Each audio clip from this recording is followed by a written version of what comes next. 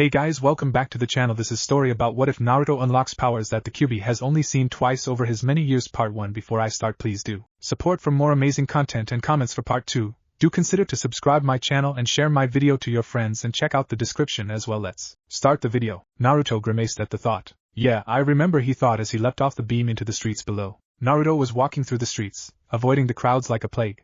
They always attacked with more ferocity on this day, the day of the Kyuubi no Kitsun's defeat. The day of Naruto's birth, 14 years ago. Naruto darted across the street, trying to make it out of the light-filled path to hide out of sight of the drunken villagers. He had been working on his speed, but when someone is looking in that direction, no amount of speed will help you. There he is!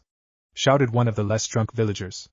The others in the mob turned to see Naruto's blonde hair flash through the light. After him. Oh shit! Though Naruto, as he threw himself into a sprint, running as fast as he could, he ran through the alleys and streets, jumping over trash and other pieces of refuse, listening to the angry mob behind him crash through the alley. Okay, left, straight, right again, or is it left? Thought Naruto, pausing at the T-split in an alley. He couldn't remember which way passed through Inu's patrol route, and which led to a dead end. Left! Thought Naruto as he heard the self-proclaimed Avengers came closer and closer. Naruto darted down the alley, jumping over the many garbage bins. He turned the corner to find a dead end. Funny how that phrase is quite appropriate, wouldn't you say? Who said that? The only sounds of response were the crashes and bangs from the alley behind him. The villagers came around the corner to find Naruto staring back at them. They smiled as they looked past him, seeing the wall behind the blonde. One villager chose this moment to hurl a sake bottle at Naruto with astounding accuracy, considering he was half drunk. The bottle arced towards Naruto, aimed at his head. He thrust forward a hand to block the bottle, rather injure his hand instead of his head. For some reason he felt that something flowed through him, energizing his entire body. The bottle immediately changed direction. Flying at such a high speed the villager didn't even see the bottle until it shattered, hitting him right between the eyes. He wavered for a second, trying in vain to regain his equilibrium, before passing out. The other villagers looked from the unconscious villager to Naruto and back again. Naruto looked at his hand for a moment before looking at the villagers, a smile forming on his face. He thrust both hands forward, focusing on the same feeling. Some form of power flew through the air towards the villagers, scattering papers and other pieces of garbage before it. It threw the villagers into the air, sending them back the way they came. Naruto looked at his hands once more. They seemed normal to him. Of course they seem normal, you baka, they're your hands. Naruto spun around, searching for the voice. The alley was empty, the only movement the fluttering papers tracing patterns through the air. Where are you? A flash of light exploded in his mind. Naruto stumbled back, falling to one knee, hand in front of his eyes. The first thing he noticed was the water that was all around him. He lowered his arms, looking around.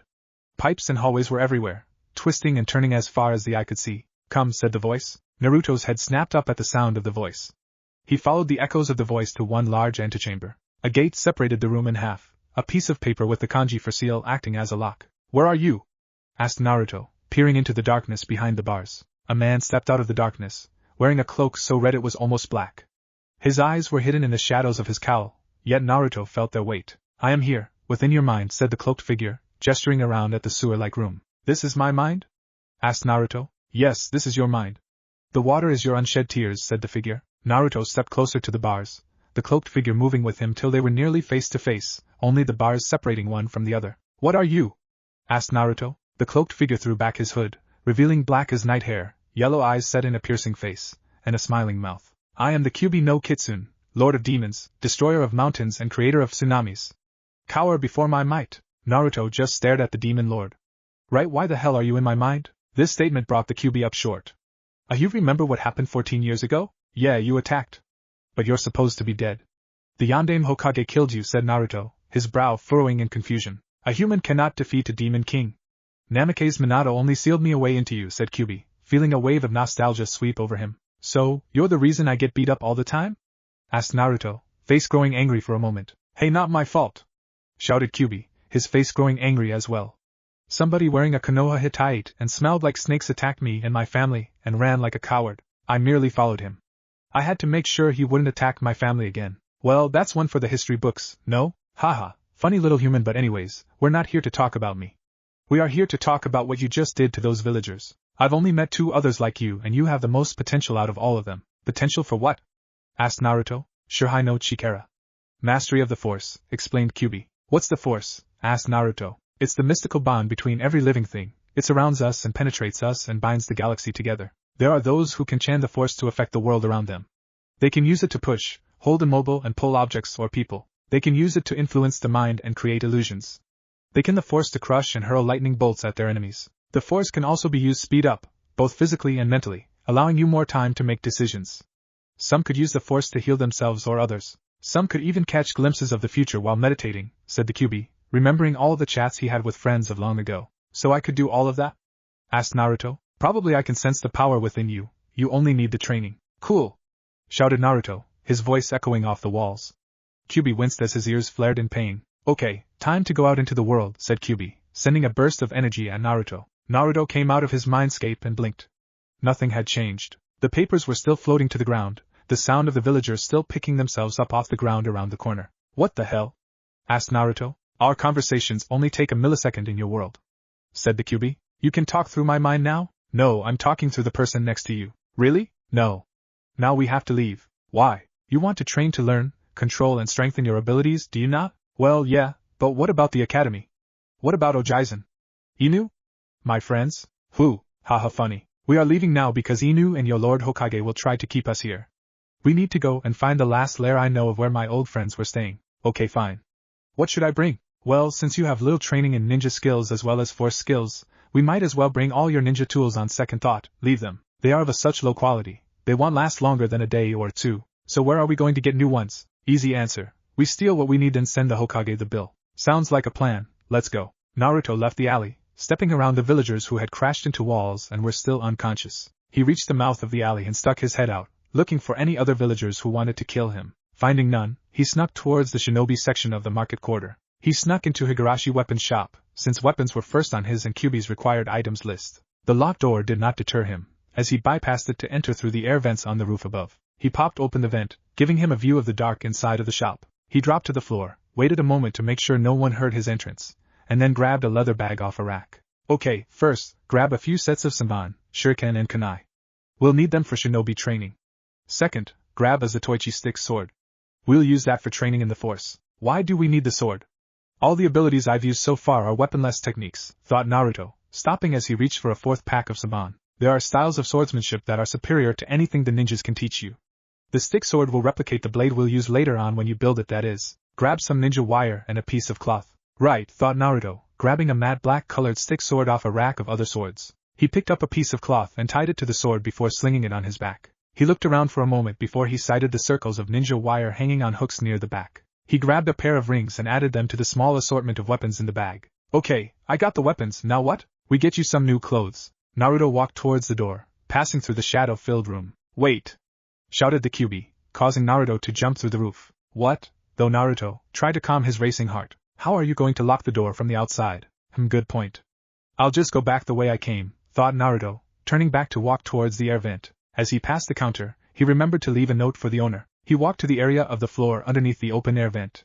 He looked up at the opening, about 5 feet above his head. Feel the power flowing through your legs, breathe in, and then jump. Jump lightly though. Naruto crouched down and concentrated on his legs.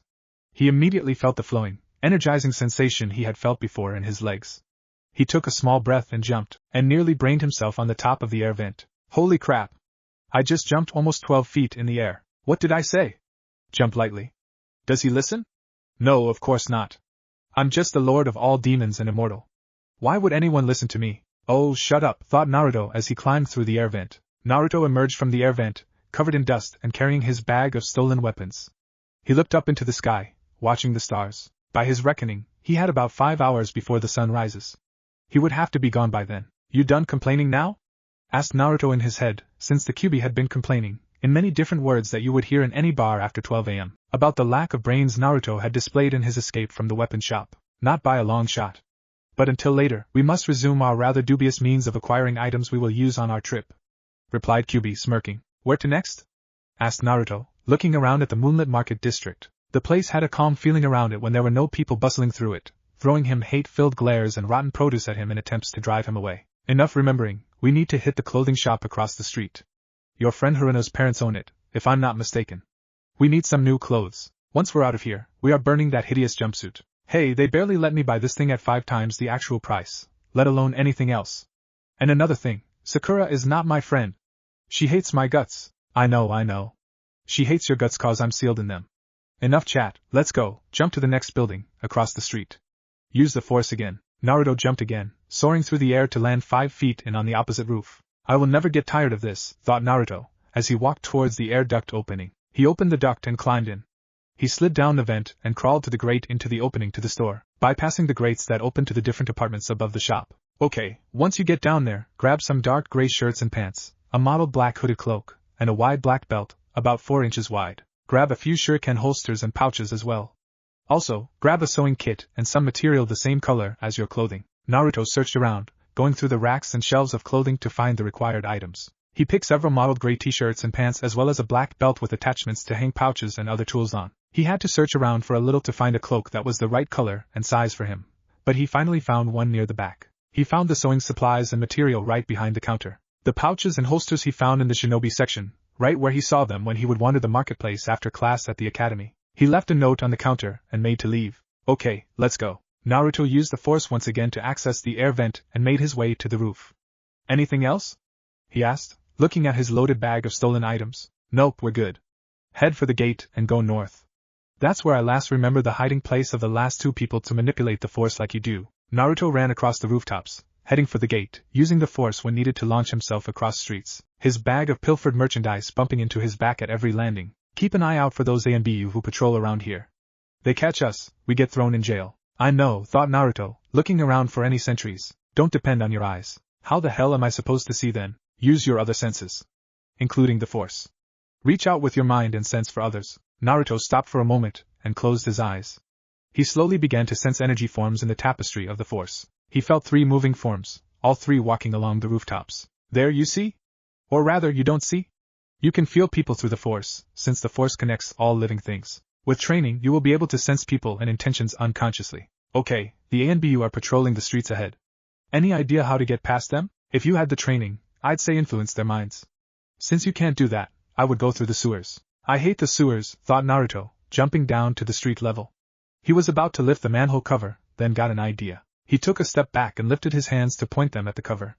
He concentrated on the cover and let the force flow through him again. He slowly lifted his hands and, to his surprise, the manhole cover lifted as well. It rose as he lifted his hands higher. He kept his hands pointed at the lid as he walked forward and jumped into the sewer. He landed with a splash, ankle deep in sewage. He slowly lowered his hands to once again let the cover settle back into its groove. I really hate the sewers. I heard you the first time. Get moving, snarled Kyuubi. Naruto slogged his way through the sewer, holding his breath as much as possible. He finally came to a dead end.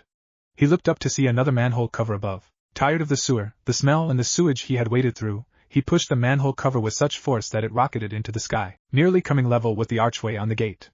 Naruto leapt out the sewer and caught the lid before it clanged on the street. Naruto faced the gates, looking out at the trees that surrounded his soon-to-be ex-home. Well, they say a journey of 1,000 miles begins with a single step. Here's ours, said Kyuubi, feeling Naruto's sadness about leaving his home. Naruto looked back at the 4 heads adorning the cliff face. I'll be back. I'll be back and protect this village like you did, thought Naruto as he looked at the Hokages forever immortalized in the rock of the cliff. With that, he turned and gathered the force. He looked over his shoulder one last time before launching himself towards the forest. His jump cleared most of the trees for about 100 meters. He landed on a tree branch and looked from where he had jumped to where he was now. Now, that is cool. Concentrate.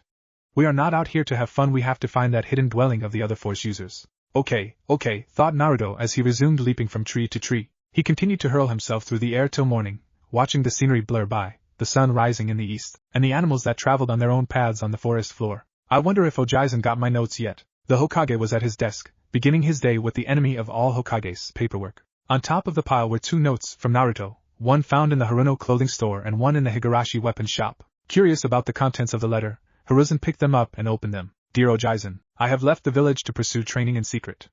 I have unfortunately been forced to collect weapons and clothing by rather dubious means. From the Higurashi weapons shop, I have taken 4 packages of shuriken, 3 packages of kunai, 5 packages of saban, 1 Zatoichi-style stick sword, 4 rings of ninja wire. Please see to it that these items are paid for. I will repay you when I return. The old Hokage quickly looked to the second letter. From the Haruno clothing shop, I have taken 4 pairs of mottled gray pants, 4 mottled gray shirts, 1 sewing kit, 1 mottled black cloak, 3 meters of mottled gray material, 1 black belt. Please see to it that these items are paid for. I will repay you when I return. Hiruzen sat there for a moment, rereading the letters. He set the letters and turned to face the windows. Naruto, this is it? This is what I've run 4 days straight to find, growled Naruto, his whole body trembling in anger. His eyes glared at the target of his rage, a cave. Yes, this is the place. Can't you feel it? The remnant of others here before you? Said the Kyuubi. Yeah, now that you mention it, I do feel something. A ghost of a presence, maybe two, thought Naruto, slowly walking into the cave. The cave was a small one, the walls made out of a rough stone, stalagmites hanging down from the ceiling with sharp ends, water dripping into pools from the points. The cave looked as if no one had been in it for a long while. So where's the teachings and tools and other such stuff that's supposed to be here? Asked Naruto, searching every possible nook and cranny. The Kyuubi chuckled within his mind. Remember, your eyes can deceive you, don't trust them. Stretch out with your feelings. Feel the cave. Naruto straightened and closed his eyes, focusing his mind. He felt the force flow through his body, relaxing his muscles and clearing his mind. In his mind's eye, he saw the cave stretched on for about 50 feet, then opened up to a large cavern. He opened his and saw the rock had been rearranged. Where there had been a seemingly rock-solid wall, now it was a passageway, exactly as his mind's eye had seen. Amazing, thought Naruto, walking to the passageway. I felt the rock, smelled the stone, saw it with my very own eyes. The force can be used to cloud the senses, make things feel and seem real and, in truth, be false. Said Kyuubi. Lucky for us, you are the most powerful I've met. Your illusions and skills will make those before you seem like parlor tricks. Naruto crept forward through the cavern, a pair of kunai in his hands. The Kyuubi had taught him some advanced kunai tricks during the nights before. The Kyuubi had complimented him on his ability to learn quickly. The tricks learned in the past 3 nights would be enough to overwhelm any attacker that may lay in wait. The passage grew darker as he walked deeper and deeper into the cave. When he felt the walls of the cave fade away, he could not see his hand in front of his face. Well, I'll fix that. Naruto's body felt as if it was on fire, his blood boiling within his veins. He collapsed to the floor, curled into a ball and closed his eyes. He felt as if he had been dunked in acid, his skin and muscles rippling as red chakra filled the air around him. The pain lasted for 3 minutes, then faded to a dull ache. Naruto opened his eyes. He could see clearly as if he held a torch or a light in his hands. He could see the cavern, shelves with scrolls lining the walls, a tool bench on the far side, a variety of weapons beside it. A large open arena dominated most of the floor, half columns, bricks and debris littering the floor. What is this place? The training place of the last toe people I knew who could use the force. I remember this place now. This was the largest of the caves, a grand library and training area for both the force users and their ninja counterparts. Naruto stepped closer to the wall. He noticed a shelf filled with a liquid that stretched out around the room. Reaching up, he dipped his finger into the liquid. He licked his finger. The taste was revolting. Naruto spat, trying to clear his mouth of the vile taste. Oh, Kami, that tastes like crap. Light it. Huh? Thought Naruto, puzzled at Kyuubi's instructions. It's oil. Oh, Naruto lifted his kunai and clashed them together, creating a shower of sparks. The oil ignited, the flames spreading on its shelf, bringing light to the entire room. Well, that's an improvement. Really? I had no idea. Naruto walked over to the first shelf and lifted the first scroll. He opened it and read the first line. Meditation, the key to a clear mind. Meditation will help clear your mind, and through meditation, you could catch glimpses of the future. Naruto looked at the other scrolls on the shelf and the other 3 shelves. This is going to take a while. Before we begin, you're going to learn Kage Bunshin no Jutsu. It creates solid bodies rather than illusionary clones like the regular Bunshin, said Kyuubi. They also can use their own jutsu. When they are dispelled or killed, their memories are transferred to your thick skull. Keep taking shots at me and I'll change my mindscape to Hello Kitty. The Kyuubi gasped in fear. You wouldn't dare. No, I wouldn't. What are the signs for the Kage Bunshin? There is only one. Simple enough for your idiotic mind. It is a modified ram seal in which your fingers form a cross. Okay. Naruto formed the cross seal and channeled some churka. With a whispered Kage Bunshin no Jutsu, 20 clones of Naruto appeared. Not bad. Tell them to begin reading the first 21 scrolls. Okay, guys. Grab the other 20 scrolls and begin reading. Dispel when you are finished, said Naruto, sitting Indian style on the floor and opening the meditation scroll. 3 hours later. Oh, I told you dispelling all of your clones at once was a bad idea. Maybe you should have told me that it causes extreme headaches when large amounts of clones are dispelled. Thought Naruto, his anger clear in his thoughts. Did you learn a lot though? Repressing the pain, Naruto sorted through the memories of the 20 clones. Yeah, I learned a lot. The force has 2 sides. The light side focuses on non-violent powers while the dark side focuses on destruction. Examples of the light side are the ability to heal with the force and telekinesis. Dark side powers are grip, the ability to constrict the throat or internal organs of an enemy, or lightning. What else? Force powers are either good nor evil. It's how you use them that makes the difference. Good. Now, can you display any of these powers? I can try. No. Do or do not, there is no try. Naruto raised his hands and concentrated on the bricks that were strewn in random piles around the training area. He called upon the force, feeling the now familiar energizing feeling. He stretched out with the force, mentally commanding the blocks to rise. The brick trembled, then lifted into the air. It hung in the air 3 feet above its fellows. Naruto smiled, then violently pushed the brick with his mind. It soared through the air before smashing into a column, causing it to fall on its side with a crash, crushing other bricks and sending dust flying through the air. Well, you've demonstrated the bare minimum of the use of telekinesis. We will need to work on that. Create more clones and have them practice alongside you. Naruto formed the cross-hand seal and whispered Kagebunshin Natjutsu, creating 10 other clones. As one they lifted their hands and focused on the bricks. 3 more hours later, the clones dispelled themselves, one after another. They had been causing the blocks of stone to fly around the training cave, crashing them into each other, and hitting the semi-upright columns. Naruto flinched as each clone was dispelled, 30 hours of information slowly accumulating in his head. He sifted through the memories, learning from all the mistakes he had made, through himself and the clones. Well, 1 day and 6 hours of telekinesis training. Not bad. Now, can you put the knowledge to good use? I know I can. My, doesn't someone sound confident? Naruto closed his eyes. Without moving his hands, rocks rose into the air. Their sizes ranged from pebbles the size of a coin to the half column that he had knocked over 3 hours ago. The rocks soared over to him, forming 3 rotating rings, each at a different angle. Naruto opened his eyes, reached out, and grabbed a floating rock the size of his palm. See? I'm much better, he thought, willing the rock to drift back to his fellows. It's true, you are better. Don't let it go to your underdeveloped brain. You can do this when you're focused. If you were in combat, how would you use your telekinesis powers? Naruto scowled. I'd figure something out, he thought, glaring inwardly at his demonic companion. We will work on this later. Now is the time for sleep. 3 days later, wake up. Naruto woke at the sound of the Kyuubi's voice as he had done for the last couple of days. He stretched out his senses to alert him of any intruders. Finding none, he stood and walked to the shelves. Creating 20 clones, he ordered them to begin reading. They grabbed several scrolls each and began to examine them. We are not working on telekinesis today, stated the Kyuubi, his voice containing barely contained glee. What are you so happy about? Asked Naruto, growing slightly worried. The Kyuubi being happy probably meant trouble for him. Form a clone and grab your sword. I'm going to begin to teach you a couple of the 7 sword forms that the former Force users had used. You mean the forms that you claim are better than anything the Konohanin could have taught me? Wow, you remembered a conversation that happened more than 5 days ago.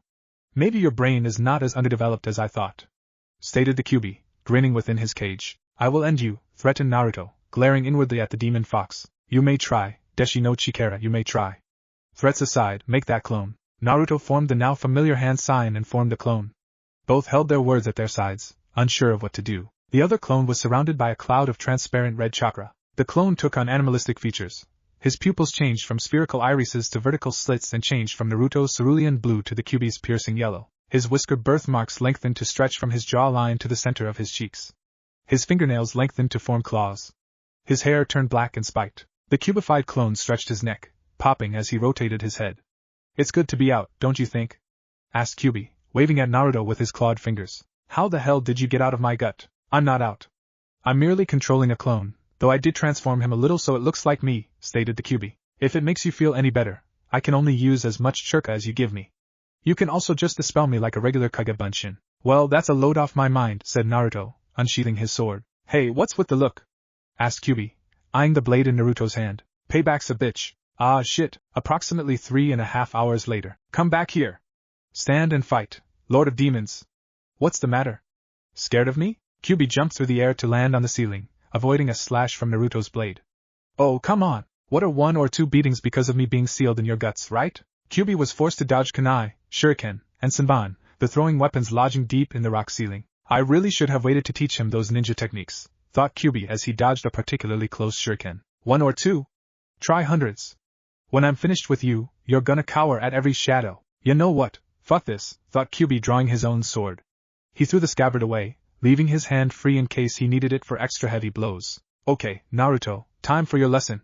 Kataichi-sen, Sorisu, shouted the Kyuubi, adopting a stance with the handle of his sword near his right thigh and the tip near his left shoulder. With a blur o' his hands, Kyuubi deflected the incoming weapons, batting them away seemingly effortlessly. He seemed to be the eye of a storm, his blade forming the wind that isolated him from the destruction that surrounded him. Naruto, remember, the sooner you release your anger and this thought of revenge, the sooner we can get back to your lesson, said Kyuubi, lowering his blade as the stream of weapons slowed and stopped. Good point, but I couldn't resist. Well, I did cause you to be beaten almost daily, so revenge would be first on my mind. Now, let's get to work, said Kyuubi, beckoning Naruto forward and adopted his stance once again. Copy what I do, said Kyuubi, shifting his blade slowly through patterns in the air. Naruto mimicked him as best as possible, though he did stumble quite a bit. This is the 3rd form, Sorisu. This form is the most defensive of all 7 forms, he said, rotating his sword through the air, as if warding off throwing weapons. Those who become practitioners of this form use it to wear down an opponent before dispatching him, counterattacking when their opponent makes a mistake. It requires the utmost patience, something we might have to work on in your case. Remember this well, Sorisu has no preemptive strikes. They went through the pattern for about 3 hours before Kyuubi stopped. Naruto looked at him with a question-filled glance. Create shadow clones and have them attack you. Learning the pattern in a controlled environment is useless when in the outside world. Practice by defending yourself from the clone's attacks. This will give you combat experience. With those words, Kyuubi dispelled himself. Well, might as well try it, thought Naruto, forming 10 Kage Bunshins. They circled Naruto, lifting their swords in preparation for battle. Go! The clones darted forward, 3 dashing low for sweeping attacks while the others went for overhand attacks and stabs. Naruto angled his blade, deflecting 2 stabs and an ankle sweep attack. His blade blurred as he spun to avoid and deflect the other stabs and the attacks from above. He saw one clone overlunge in his stab. There's a mistake. Now, for the counter. Naruto chopped down on the offending clone's sword, then swung his sword in a horizontal arc, separating the clone's head from the rest of his body. Not bad considering, said Kyuubi as the clone's headless body hit the ground and burst into smoke. Considering what? Considering you've got 9 left. Naruto felt another pair of clones take swings at his neck, aiming to decapitate him, while one clone in the front took a stab at him. He tossed his sword into his left hand, lifting it over his head to stop both blades. He caught the stabbing clone's hand and pulled it past him, causing the clone to stab another. 2 down, 8 to go, thought Naruto as he smiled. The 8 had formed a line in front of him, offering a forest of blue steel to Naruto. He smiled, as he lifted his sword with his mind, having it spin in full circles in midair, forming a barrier between the clones and himself, while beckoning the others forward with his right hand. The 2 outermost rolled forward, stabbing forward with their blades, seeking flesh. 3 of their companions leapt forward towards Naruto, swinging their blades in upward arcs while the other 3 accessed the force and leaped over his head. Naruto grabbed his sword out of midair and stabbed it into the dirt, deflecting the stabs with the blade. His riposte gutted the first, and a quick lightning quick slash marked the chest of the other would-be stabber. The 3 leaping attackers tried for chest slashes. Naruto used 3 lightning fast taps of his blade, sending them flying past him. The 3 behind him landed and spun around to try for a stab in the back. Their stabs sunk home into the chests of the clones Naruto had just deflected. Naruto turned to see the impaled clones burst into smoke. He smiled, seeing the fear in his clone's eyes. Anyone want to surrender? He asked, swapping his sword hand once again. The 3 clones looked at each other, looked back at Naruto, and shrugged. Nah, I thought as much. Naruto adopted his Sorisu stance, waving them forward. The clones dashed forward, their blades drawing blue arcs in the air. The first went for a stab, angling his blade to stab between the ribs into Naruto's heart. Naruto spun his sword to a reverse grip, blocked the stab and countered with a blind reverse stab. The end result was a poof of smoke. 8 down, 2 to go. And then there were 2, said Naruto, turning to his remaining opponents. The 2 clones attacked as one swinging for a beheading strike while the other tried to remove Naruto's legs at the knees. Naruto took a step forward, leaned back and pulled a corkscrew flip, spinning in the air between the 2 arcs of steel. He landed as the 2 others fumbled to launch a second attack. He spun around, drawing his blade through their chests. They stumbled forwards before bursting into smoke. Well, that's that. Impressive for only learning those moves 3 hours ago. Do we move on to telekinesis or create more clones and fight again? Continue with the Sorisu training. We'll continue the training for another week and a half, then I will teach you the next form, Ataru, said Kyuubi, smiling within his prison. Another week and a half? Fine, time to kill more clones. Naruto formed 15 clones. They drew their swords, blades, winking in the firelight. Naruto sighed, here we go again. 1 week and a half later, Naruto knelt in the center of a circle, his head bowed in concentration, his eyes covered by a scrap of cloth. His blade was within the sheath on his back. 50 clones surrounded him, blades winking in the firelight. Naruto stood, drew his sword. The blade gleamed blue between the black seals engraved on the blade. Naruto had carved the seals into his blade as a precaution, in case the steel blade were to shatter in the training. Kyuubi had taught him the seals when Naruto voiced his concerns to him.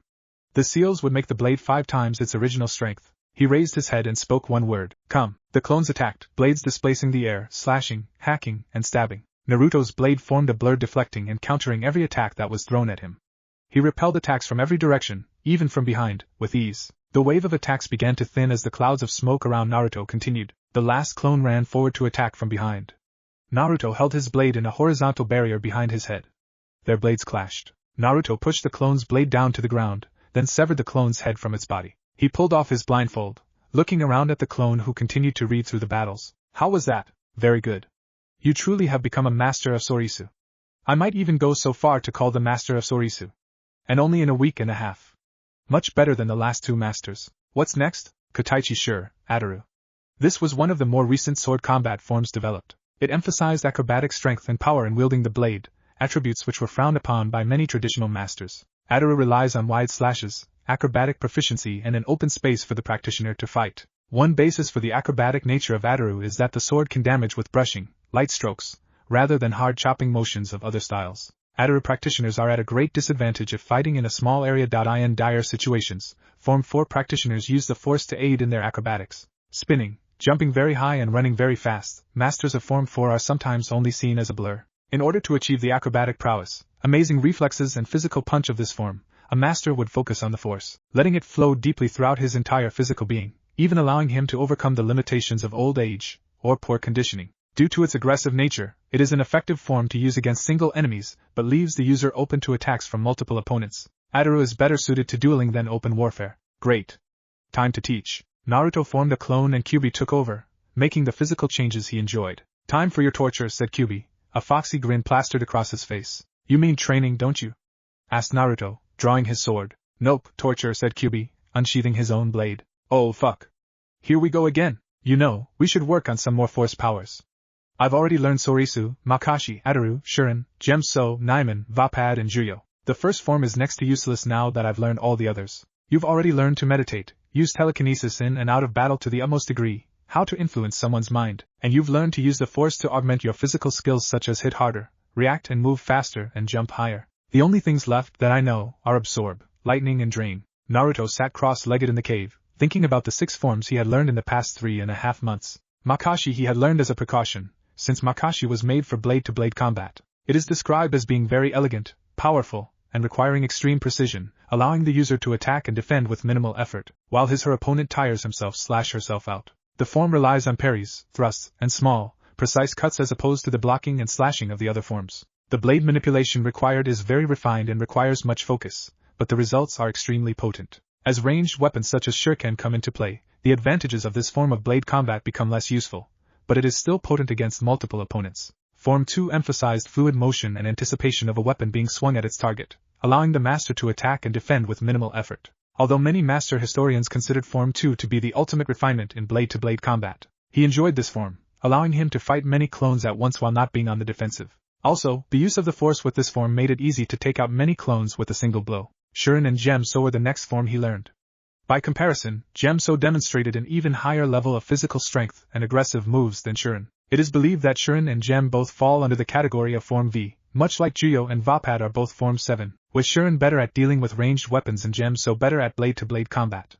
It can be described as a mix of medieval swordsmanship and kendo. Form V was developed by a group of masters who felt that Form 3 was too passive, while Form 4 was not powerful enough. It addressed the shortcomings of both forms, in which a master may have proved to be undefeatable but could not overcome the enemy. Among the many unique aspects of Form V was the development of techniques in which the sword was used to deliberately deflect a ranged weapon directly back at the thrower. Form V is a powerful style developed by Form 3 practitioners that preferred a more offensive angle. The defensive nature of Form 3 often leads to dangerously prolonged combat. Embodying the perfection of the idea of counterattack, Form V maintains its existence through having sufficient defensive skills, as derived from Form 3, but channeling defense into offense.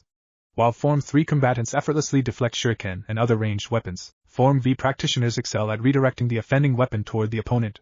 This simultaneously defends the user and efficiently injures the opponent. Form V is also different from Form 3 in the fact that Form V practitioners believe that the best defense is a good offense. It has already been observed that Form 3 users simply deflect kunai, shuriken, etc. and parry blade attacks until the opponent makes a fatal mistake. Form V practitioners use the near impenetrable techniques of Form 3, then reverse the defensive style into an attack, using wide, sweeping blows in an attempt to overwhelm the opponent with pure force. Kyuubi said the masters of this style would lock blades with another then force them back, casually throwing them around and pressing the attack. Form V also uses elements of Form 2.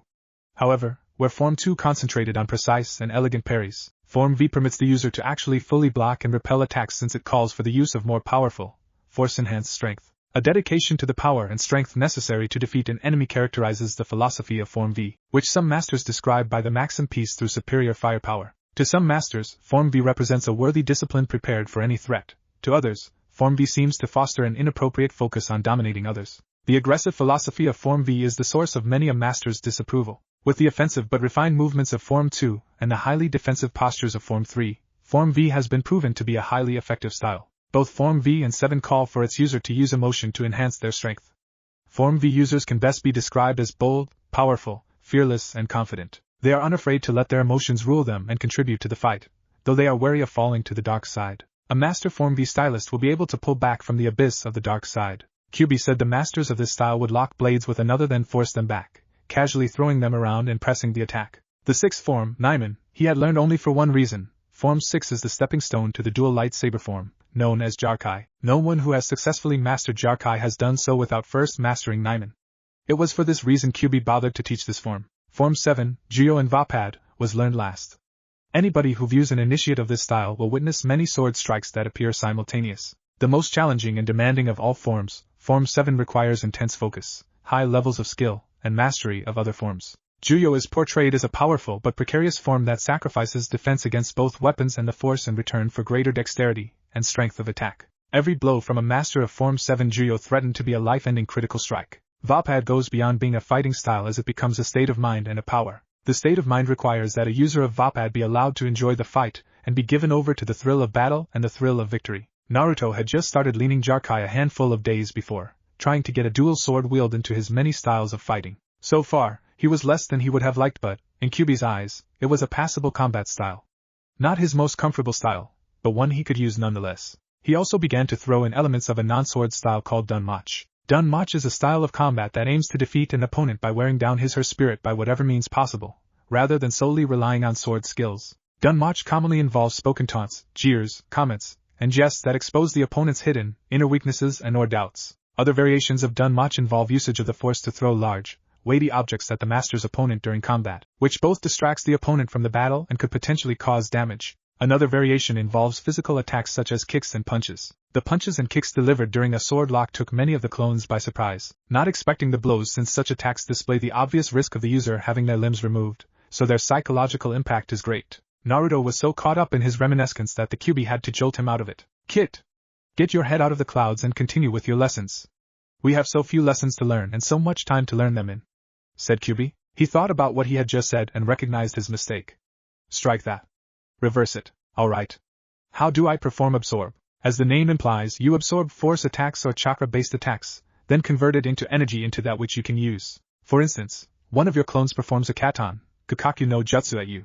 You use absorb and suck in the fireball and channel it into unused chakra energy. You will experience an amount of pain. The more powerful the attack, the more painful it is. 3 hours and 15-second degree burns later. Oh, you nearly had it that time. Try again." Naruto waited till his burn had finished healing before beckoning his clone to cast another Kakaku no Jutsu. The clone flashed through the required signs and spat a huge stream of fire at him. Naruto raised his hand as if he were going to catch the flames, channeling the force for the 88th time, trying to turn the conflagration back into the chakra that he could use. It was a lot harder than the Kyuubi had led him to believe. Just before the blaze consumed his hand, the chakra-turned inferno disappeared. Naruto suddenly felt his chakra levels rise as the fire seemed to be consumed in midair. "Well done! I'm lucky I have you to heal me, or we would have been in trouble 3 hours ago. I am amazing, aren't I?" "No. What is next? Lightning or drain?" "Drain. It is almost like absorb, except you absorb chakra, energy or life force straight from the source, the human body. It should be relatively easy to learn. How am I going to practice when the only living thing here is me?" "Your clones have life force. That is why you can sense them in the tapestry of the force. They will suffice for now." "Great." Naruto looked over towards the wall. Without hand seals or speaking, 20 clones poofed into being. Without a word, they lined up and stepped forward. Naruto raised his hand to rest in midair on the level of his doppelganger's chest. "Thus begins my draining training. Hey, I just made a joke, a fairly poor one at that. Get back to work." 30 minutes later. "Well, I learned that one fast enough. I did say that it was very similar to absorb," said Kyuubi as he leaned against the wall with Naruto, watching his veritable clone army practice fighting. The sword forms Kyuubi taught him were mixed freely with ninja techniques. Every now and then, Naruto would have to use the force to stop a random kunai or shuriken that had missed its mark. "Very true. Now all that's left is lightning, correct?" asked Naruto, tilting his head to look at the Kyuubi with an evil-like grin on his face. "Yes. Lightning is next." Noticing the look on Naruto's face, he asked, "Why do I get the feeling that this will be your new favorite move since the sword throw and force crush?" Naruto's smirk grew wider, threatening to split his skull. "Why else? It is a purely offensive move that has nothing else to offer than complete violence. From what you've told me, it can be used to simply jolt someone into unconsciousness or outright kill someone. There are many ways to use it. Some have used it in a solid arc, some in a wave, some even sent a solitary strand into an opponent then have it multiply inside his body. The masters of old were very thorough in their experiments of this particular skill. The two I met were very well versed in their application of this particular art of the Force. These two were very active in their mercenary activities. The only way to actively kill or neutralize others without gaining a criminal record was to be in the service of others, said Kyuubi, turning back to watch one clone stab another through the heart, while others crushed and threw each other through the air. Some even chose to follow their creator's preferred move, hurling their swords through the air in a boomerang-like arc to slice throats, eviscerating, slashing, gutting, mutilating, maiming. Kyuubi looked back at Naruto. Naruto's face started twitching, the deaths of his clones replaying in his mind. He grinned. The more I learn, the more I die, the more violent my clones' lifespans become. He turned back from the battle royal. Well, what clone kills me makes me stronger, HM? Kyuubi began to laugh along with Naruto, laughing at the humor of his comment, laughing at the carnage happening not 50 feet away. Heh. Well, we have to get back to work. Lightning. You have to focus the force down your arm to your palms or your fingertips. Release the pent-up energy in arcs, bolts of lightning. Focus on many smaller arcs for now. We will focus on a single bolt later. Let your power arc bend arch. Feel the power flowing through you. Naruto raised both his hands, focusing on the power beginning to build at his fingertips. He sighted, using the L's formed out of his thumbs and forefingers to aim. He focused once again on the power building in his fingers. He focused on the power, feeling it flow, feeling the force compress. Let it go. Now! Commanded Kyuubi, feeling the amount of force Naruto had, quite literally, at his fingertips. The masters he had known back in the day could not have summoned that amount of force without killing themselves. It was a terrifying prospect. Here goes nothing, thought Naruto as he let the pent-up energy fly. The result was fearsome. Blue-white arcs of energy lashed out, striking out at the clones with blinding auras of light. The fingers of electrical energy ripples outwards, tracing burning caresses over the doppelgangers. They seemed to glow before they exploded, smoke clouds rising in the chamber with lightning bolts flickering through them, making shadows become light and light become shadows. The onslaught of energy finished as the energy left Naruto's fingertips. The pure white halo faded from his hands. He let his hands drop, the tips of his fingers smoking slightly. The burns, resulting from the huge amount of power, healed within a few seconds. Well, That was fun, said Naruto, leaning back against the wall, breathing heavily. That was definitely a killer move. He turned his head to look back at Kyuubi. We'll have to do that again, when I have more control. Well, I'm glad I'm not on the receiving end of that. That definitely would have killed an army. We might have to be more careful with that power. Time to sleep, no? Asked Naruto, watching Kyuubi out of the corner of his eye. Yep. Tomorrow we focus on scroll reading and ninja skills. I've taught you all I can. It's time to learn the arts of the masters by yourself. This place wasn't built so the knowledge on how to kill or heal with a thought was to be handed out like candy at a parade. You have to earn the power. Learn, practice, master, and then repeat. That is your path now. When we finish here, we'll go back to Konoha and begin a new life. Rather than be the demon brat, you will make your own destiny, feared or loved, hated or cherished, worshipped or damned, it's all your decision. A burst of blue-white lightning linked Kyuubi's chest and Naruto's fingers for a split second. Then Kyuubi was dispelled. Oh, shut up, said Naruto before falling asleep propped up against the wall. Next day, wake up. Naruto immediately used the force to sense around the area. He had begun to do this daily, making it a habit. Kyuubi had taught him to be ever vigilant. He had not dispelled himself like normal when Naruto had fallen asleep a few weeks ago. He waited until Naruto was almost awake before attacking him. Naruto had responded with an instinctive force crush, sending the cubified clone flying through the air, its torso crushed. Kyuubi had begun laughing as soon as he was back in his mind. Since then, he had begun scanning his surroundings as soon as he was done meditating, sleeping, or any other activity that took his mind off his surroundings. After a few weeks of that, Naruto began scanning every few minutes. He started this when one of his clones had found that scanning with the force would cancel any genjutsus that had been placed on him. What's on my agenda for today? Create about 200 clones. Have half begin reading scrolls. They'll learn all the force-related moves and techniques that I can't teach you. The other half will be taking instructions from me, learning ninja techs. Those I know quite well, having lived among your kind for thousands of years. Naruto stretched, his neck popping as he tilted it left and right. He merely looked at the cave floor and formed the clones needed. He finished stretching when he realized something. Kyuubi had not told him to do anything. What am I doing? Kyuubi smirked. You, my intellectually challenged jail cell, will be focusing on physical training. Start with some laps, around 30. Each lap better be more than 12 kilometers or I'm gonna mess with you. Then, do around 2,000 inverted push-ups, hanging sit-ups, and all the stretches you know. Why? Because I'm getting tired of listening to you mope. Get running, said Kyuubi, pointing to the cave entrance with a kunai. Fine, said Naruto, laying back on the ground before flipping into an upright position and taking off running. 4 hours, 30 minutes, 12 seconds and 400 muttered curses later. Naruto! What? Thought Naruto, just finishing his last stretch.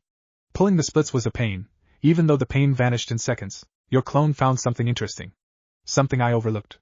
The masters carried a certain weapon, a weapon that was unmatched by any weapon of the shinobi. They were called lightsabers. These weapons were metal handles that emitted a blade of light. The handle itself could be ornamental or plain, depends on the user's choice, but the blade was important, said Kyuubi quickly, almost stumbling over the words in his haste. The blade could cut through almost anything. A certain form of metal could stop the blade, as well as another blade. The blade would burn straight through a 4-foot thick steel wall like a razor blade cutting through rice paper. These weapons were modified for different uses, some for killing, some for training, some that would even knock an opponent unconscious if he was hit. Neath, thought Naruto, sliding up from the splits and beginning to run at full speed to the cave. He tapped into the force and disappeared. He reappeared in front of the clones. Nice, you got here in half a second. Not bad, said a clone, walking forward with a pair of scrolls in his hands. He raised the scroll. It has instructions on how to build these lightsabers and what materials are required for construction. There are storage seals in this scroll, he said, lifting one scroll. I've already checked it out, and this one holds some, if not all, of the parts we need to build these. Also, they have instructions on how to create more of the same pieces. Good work. You've read the instruction scroll? Asked Naruto. At his clone's nod, he smiled. Dispel and let me begin construction. With a poof of smoke, the clone disappeared. Knowledge filled his head, the memories of the instructions flooding through his head. Oh, this will be fun. 4 hours of hard work later. What am I missing? I built it exactly as it says and it won't work. One clone leaned over his creator's shoulder, reading the instructions and looking over the finished project. I see 2 things wrong with it. First, it says you need a gem to provide a focus point for the power pack. Second, once the gem is in place, you have to meditate with it. The force will bond the pieces of metal together, making it a solid weapon. Without this bonding, the blade won't activate. Naruto reread the instructions, reading the footnotes this time. He noted that the blade color was influenced by the color of the crystal. Damn it, where am I going to get a gem? I've unsealed every seal in the scroll and there are no gems in any of them. A clone shivered before taking the Kyuubi's appearance. Well, there are 2 options. Really? Asked Naruto, looking over his shoulder at the clone. Number 1, you can start digging at the back of the cave and hope you hit paid dirt. Number 2, you can do what you did with your weapons and clothes. You mean stealing again? Asked Naruto, the reluctance clear in his voice. We've already stolen stuff. What are we supposed to do? Become jewel thieves? Yep. I already sent a clone to the city. He will find out if anyone knows about anyone who has any types of gems that you would find useful. I suggest that you dispel a clone that knows what color that you want. Fine. I want a black or red blade, therefore I will need a black or red gem. A clone dispelled. Naruto resumed his construction, making many hilts of varying designs and lengths. 3 hours later, the clone in the city dispelled himself. Naruto immediately sorted through the clone's memories. According to the clone, there were many black opals in the treasury of the daimyo, as well as some minor nobles in Kumogakure. Rubies can be found in Konoha, but that is out of the question, since if I go back, Aji-san won't let me leave again. Some are in Sunagakure, in the necklace of the Kazekage's daughter. Other than that, we could always hit up some black market jewel cutters, see if they have what we need, but that could take a while. What do you think, Kyuubi? Take the ones from Kumo and Suna. I don't want us to be wanted criminals when we steal from the daimyo, and I know we can't go back to Konoha. Kumo and Suna are our only options. The black market dealers would take too long. We need to do our own shopping. Great, just what we need. Naruto turned to the clones and spread his arms. Gentlemen, saddle up. Road trip. With ringing cheers, the clones dispelled themselves. Well, they seem excited. Just get moving. Fine, thought Naruto as he packed the lightsaber handles into one of his arm storage seals. He turned to the cave entrance and began running. This would be easier if you gave me some directions. Here's your directions. Turn left 20 degrees and keep running till you hit desert. We'll talk more when you get there. Easy for you to say. I'm the one doing the running, Kyuubi sighed. Since you have me, I constantly regenerate your body. This also includes removing the lactic acid buildup on your muscles. Also, you are not using the force. Use it and speed up. We only have about 4 months before the Genin exams at the academy. Yeah, I know. Don't worry. We should be in Suna in about 5 hours, right? Only if you put the pedal to the metal. Enough stalling, run like the wind. Naruto accessed the force, feeling it flow through every fiber of his being, energizing, healing, strengthening. His feet began to move so fast that he barely touched the forest floor. The leaves were silent as he passed, unseen to the normal eye, until the displaced air went through them, hurling them around with hurricane-like force. Trees passed in quick succession, yet Naruto never felt the need to slow down. His eyes took in every detail, the rocks on the ground, leaves in the wind, the animals in their hollows and burrows. This is amazing. Why didn't you tell me I could go this fast when I was doing laps? You wouldn't build your strength that way, said Kyuubi, pacing the halls of his cage, remembering the days of old, of the time when he would spar the masters, trying to avoid their near godlike speed. Even he had a hard time facing them. 4.5 hours later. So this is the famous Sunagekyo you told me about? Thought Naruto as he walked towards the gates. The walls were thicker than the ones in Konoha. Not bad. If the architects that built Suna used similar plans for Konoha, their Kage Tower and living quarters should be close to the center of town. Roll out. Aye, Captain. Thought Naruto as he gave the Kyuubi a mental snappy salute as he walked towards the city that contained, somewhere, the first set of jewels that would build him his lightsaber. As he emerged from the narrow entrance, a Sunanin on guard duty approached him, barring his way into the city. Excuse me, I need to see your identification papers please, the guard said, holding out his hand, waiting for Naruto to produce the needed papers. Naruto grinned at him, and waved a hand in front of the guard's face. You don't need to see my papers, he said, invoking the force to mess with the guard's mind. I don't need to see your papers, repeated the guard, withdrawing his hand. I can go about my business. You can go about your business, said the guard, gesturing Naruto along, allowing him passage into the city. That was easier than I thought Naruto as he grinned and strolled through the city streets, taking in the many sights. He threaded his way through the crowds, at ease because of the lack of hostility aimed at him like back home in Konoha. The force will have that type of effect on the weak-minded. Your powers will be able to sway much more powerful foes than the masters I know ever could. Naruto walked towards the heart of the city, easily located by the large Kazekage Tower looming over every other tower in the desert city. Naruto leapt to the rooftops in a single bound, looking around for the dwelling of the Kazekage and his family. It only took him moments to find the building, the sign of the Kazekage marking the door. He did a quick sense, getting the layout of the house and any occupants around it. This should be relatively easy. All the guards are far away and only 2 boys and a girl are in there. All I have to do is get to the girl's room, use the force and put her to sleep, then grab some rubies. Then you get out of here and head for Kumo, after stopping at an oasis to see if the rubies work in your lightsaber, of course. But of course, I must check that things are in good condition. After all, Kumo is much more hardcore with their military. I might need a weapon that is greater than my sword, thought Naruto as he was fingering the handle of his sword beneath the folds of his cloak. Kyuubi chuckled. Oh yes, Kumo is much heavier on military, last time I checked. You might even have a problem getting in. Kyuubi just couldn't resist taunting Naruto. But if you're caught, maybe the force isn't that strong in you after all, said Kyuubi, a grin on his face so wide it threatened to split the Demon King's face. There are only so many things you can do in a cage. Number 1 is pissing off your jailer, which Kyuubi excels at. Funny, Kyuubi, I thought so. You think? After being stuck in your head for 14 years, I'm surprised myself. Alright, enough. Here's a plan. You create a distraction and I'll get to the Kazekage's daughter's room. I like that plan, it's a good plan, but I have one question. How are we gonna do that? 5 minutes later. Katan, carry a Enden no Jutsu, shouted Kyuubi, targeting a shinobi guard station with the fiery attack. This will keep them after me, he thought as he turned away, starting to run in case the guards were good enough to catch him right off the bat. Yeah right, Kyuubi set off, taking a randomized course leading away from the Kazekage's dwelling.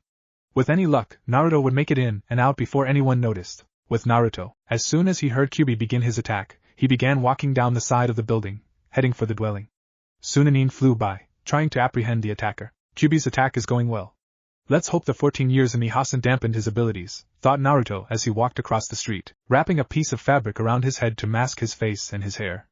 It was already mostly hidden beneath his hood, but there was always a chance. He began to climb the wall, using his hands as well as his feet, heading for the window to which he believed was the daughter's room. Reaching the window frame, he sensed the room. Nothing felt wrong, but the Kazekage's daughter was beginning to approach her room. This is going to be fun. He unlocked the window with the force and slid into the room. He checked the room looking for the rubies he needed. He was still searching when the door began to slide open. A quick jump into the corner hit him, his back pressed into the top corner of the room. A blonde entered the room, wearing a tan dress that left her shoulders bare and fishnet under armor. Right on the line between practicality and flaunting, almost like that Tokubetsu jounin back home, thought Naruto as she walked over to the wall where a giant battle fan rested on its pegs. As she began to remove the weapon from the wall, Naruto dropped silently from the ceiling. Konnichiwa. What is your name? She looked over her shoulder at the sound of his voice. Seeing Naruto's darkly clad form drop to the floor behind her, she tore the battle fan off the wall and swung it at him, shouting, Kamataiki no Jutsu. Oh shit. Naruto quickly unsheathed his sword and, in a split second, cast his own jutsu. With a downward stroke, he cast a Kaze no Yaiba. His attack split hers, making the jutsu pass by him and hit the walls behind, creating huge gouges as the wind blew pictures and hanging scrolls off the wall. Naruto smiled at her. You know, I'm still waiting on a reply. Shocked at the dismissal of one of her most powerful techniques, she answered him. Sabaka no Tamari. Ah, beautiful name. Now he broke off as he sheathed his sword and disappeared, reappearing behind her with both hands behind her back and her mouth covered by his hand. Now, would you be so kind as to tell me where you keep your jewelry? To Tamari's credit, she didn't even glance at her hiding spot. Unfortunately, When messing with someone who is almost telepathic, it pays to not think about things this important. But she did not know, so she thought about the location, which Naruto assessed through the force. Well, now that you've told me, I think it's time you took a nap, said Naruto as he kept Temari from struggling free. She actually put up a good fight, though Naruto had more muscle than she. Naruto touched the force again, this time using it to influence Temari, making her fall right to sleep. She slumped in Naruto's arms as he smiled. Well, we know that one worked. He carried her back to her bed and set her down gently. Turning back to the wall, he waved his hand, invoking the force to open the secret compartment hidden there. A 3-by-2-foot opening appeared, her jewelry glittering faintly within. Just the rubies, nothing else, he reminded himself, reaching into the compartment. He sifted through the golden necklaces and other types of jewelry that winked at him in the light. Spying a red flash, he reached and lifted out the target necklace. He smiled as he placed on another one of his storage seals tattooed on his arm. I gotta hand it to Kyuubi, these seals are great. I'm glad he taught me them. With his mission completed, he jumped through the window, and ran into Kyuubi, who was still running from the Suna guards. Hi. Run, you moron! Good that force using ass and gear. Both Kyuubi and Naruto began running, Naruto using the force to speed up both of them. Then an idea popped into his head. Naruto quickly tapped into the Sunanin's minds and implanted an illusion of the pair running down the street. He grabbed Kyuubi and pulled him into a side alley, allowing the force-addled guards to run past. Very good, Naruto, said Kyuubi, slightly out of breath from his jog around the city. Thanks. See any good sights on your run? Nah, you see one sand dune, you seen them all. Though there was this one whorehouse. Let's not get into this again, said Naruto, pulling his cloak lower over his face as he walked down the alley, heading for the gate. Kyuubi quickly followed him, complaining. Oh, come on. I've been stuck in you for 14 years. 14 years without any pleasurable company. Just 1 hour. Shut up. Oh, Kumo, said Kyuubi, cutting off as Naruto dismissed the bunshin he was currently possessing. Finally, some peace and quiet. That's what you think. The guards at the gate watched Naruto pass by, acting as if he was talking to himself. The two guards looked at each other before going back to their duties. No one wanted to mess with a boy that talked to himself, especially in past experiences with Sabaka no Gaara. 15 minutes later at Oasis approximately 30 miles due south of Sunagakure. Okay, here goes, thought Naruto as he placed one of the rubies he had pulled off the necklace in the metal cylinder that would soon be his very first lightsaber. The ruby was a near-perfect sphere, shining bloody red in the baking sun. Naruto placed the gem in its respective slot, then put the cylinder back together. The only thing left was to activate the saber. You think it will work? You think it won't? Good point, here goes nothing. Kami, please don't let this thing blow up in my face.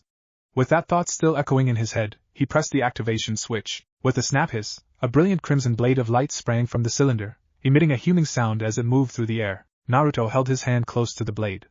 It did not emit heat, as the instruction scroll had said. It seems to be working. Naruto spied a large rock by the lake in the middle of the desert.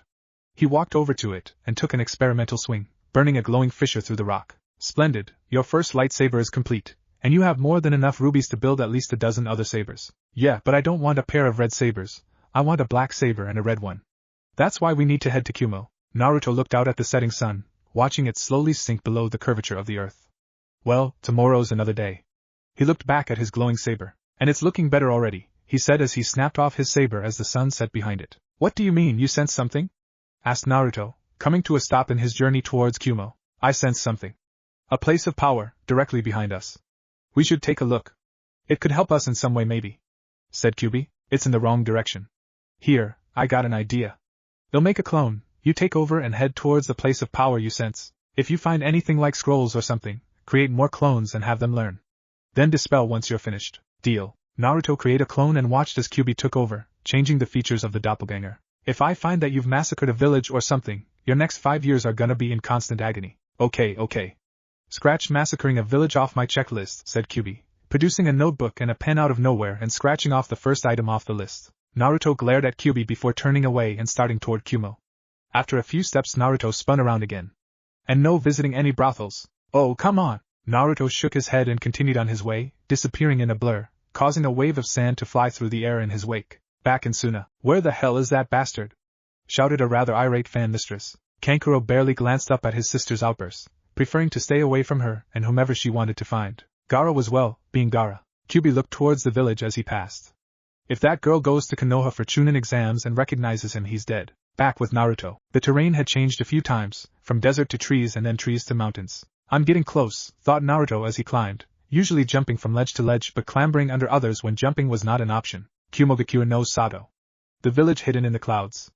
Well, if I keep climbing I'll hit the clouds real soon. Naruto jumped from one ledge, using the force to send him to the next rock projection, bursting through a cloud as he did so. A very surprised Kumonin stood on an outcropping, staring at the black cloaked form flying through the air in his direction, as if on black wings. His hand flew to his throat, reaching for the alarm whistle he carried. Before the whistle touched his lips, Naruto landed and threw a quick punch, sinking his fist into the Kumonin's solar plexus, driving the air from his lungs. As the ninja doubled over, Naruto straightened and hit him on the neck, just below the base of the skull.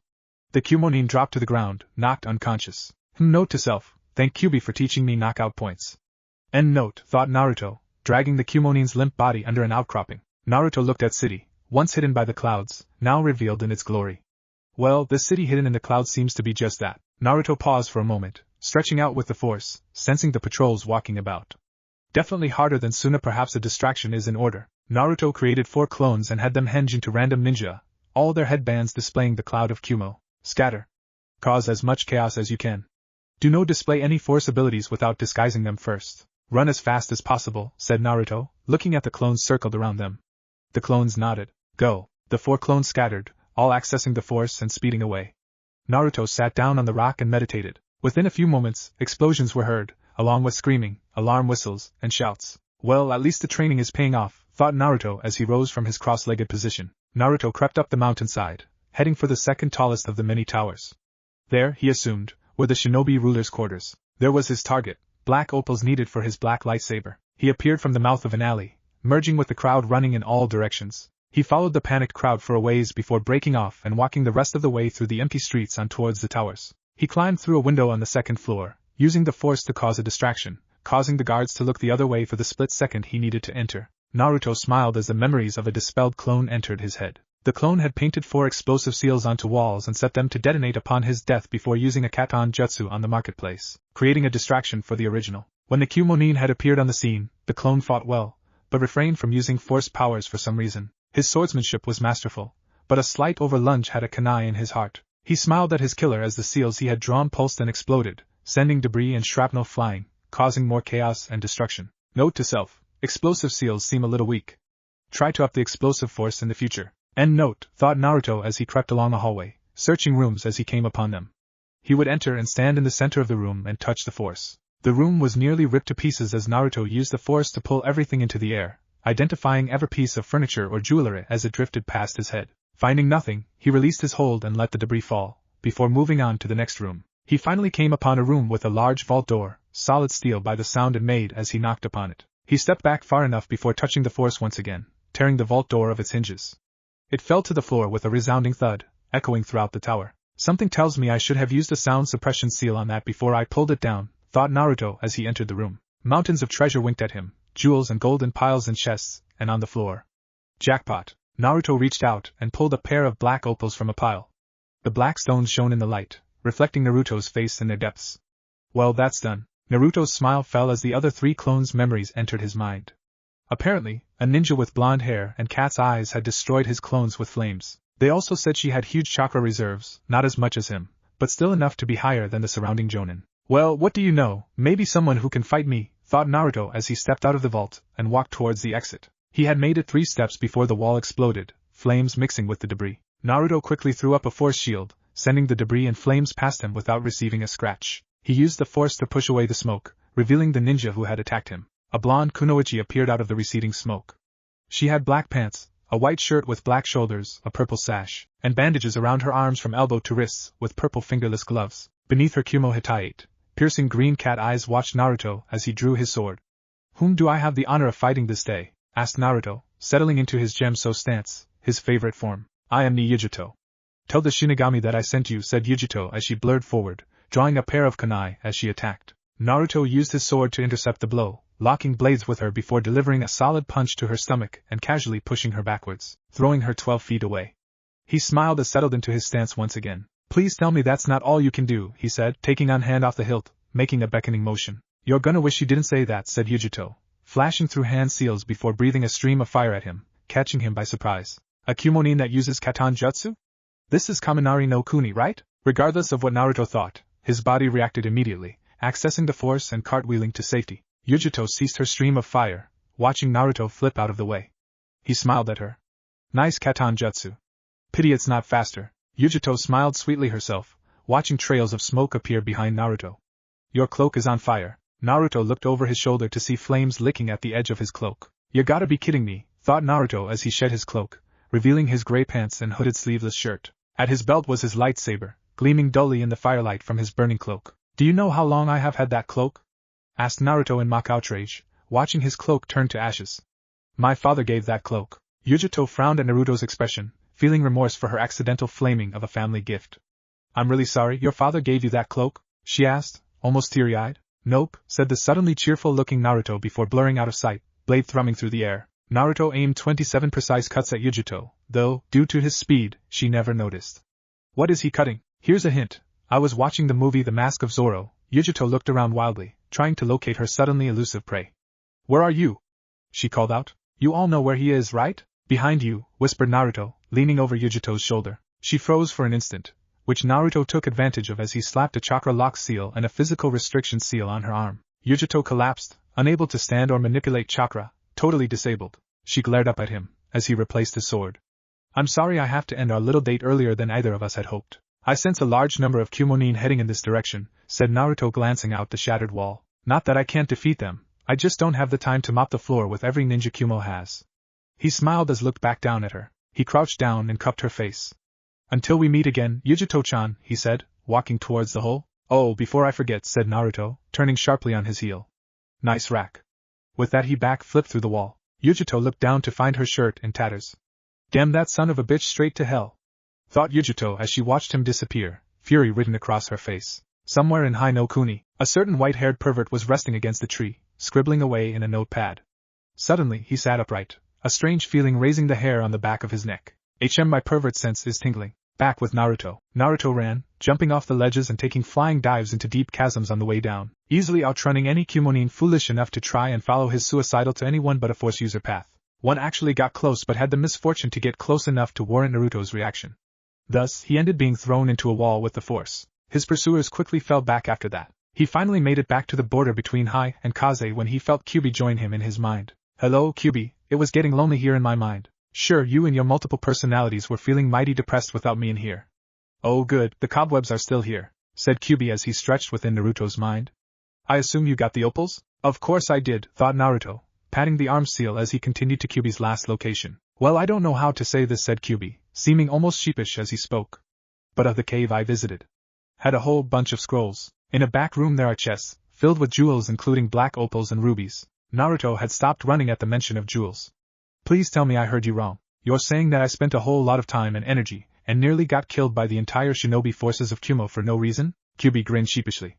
That sounds about right. Back in Konoha, Sarutobi Hiruzen, the Sandaime Hokage, the professor, said to know all Konoha jutsu, was facing the most hated enemy of all, paperwork. As he pulled another sheet of paper towards him, a shout rang out. Son of a bitch, Sarutobi just shrugged.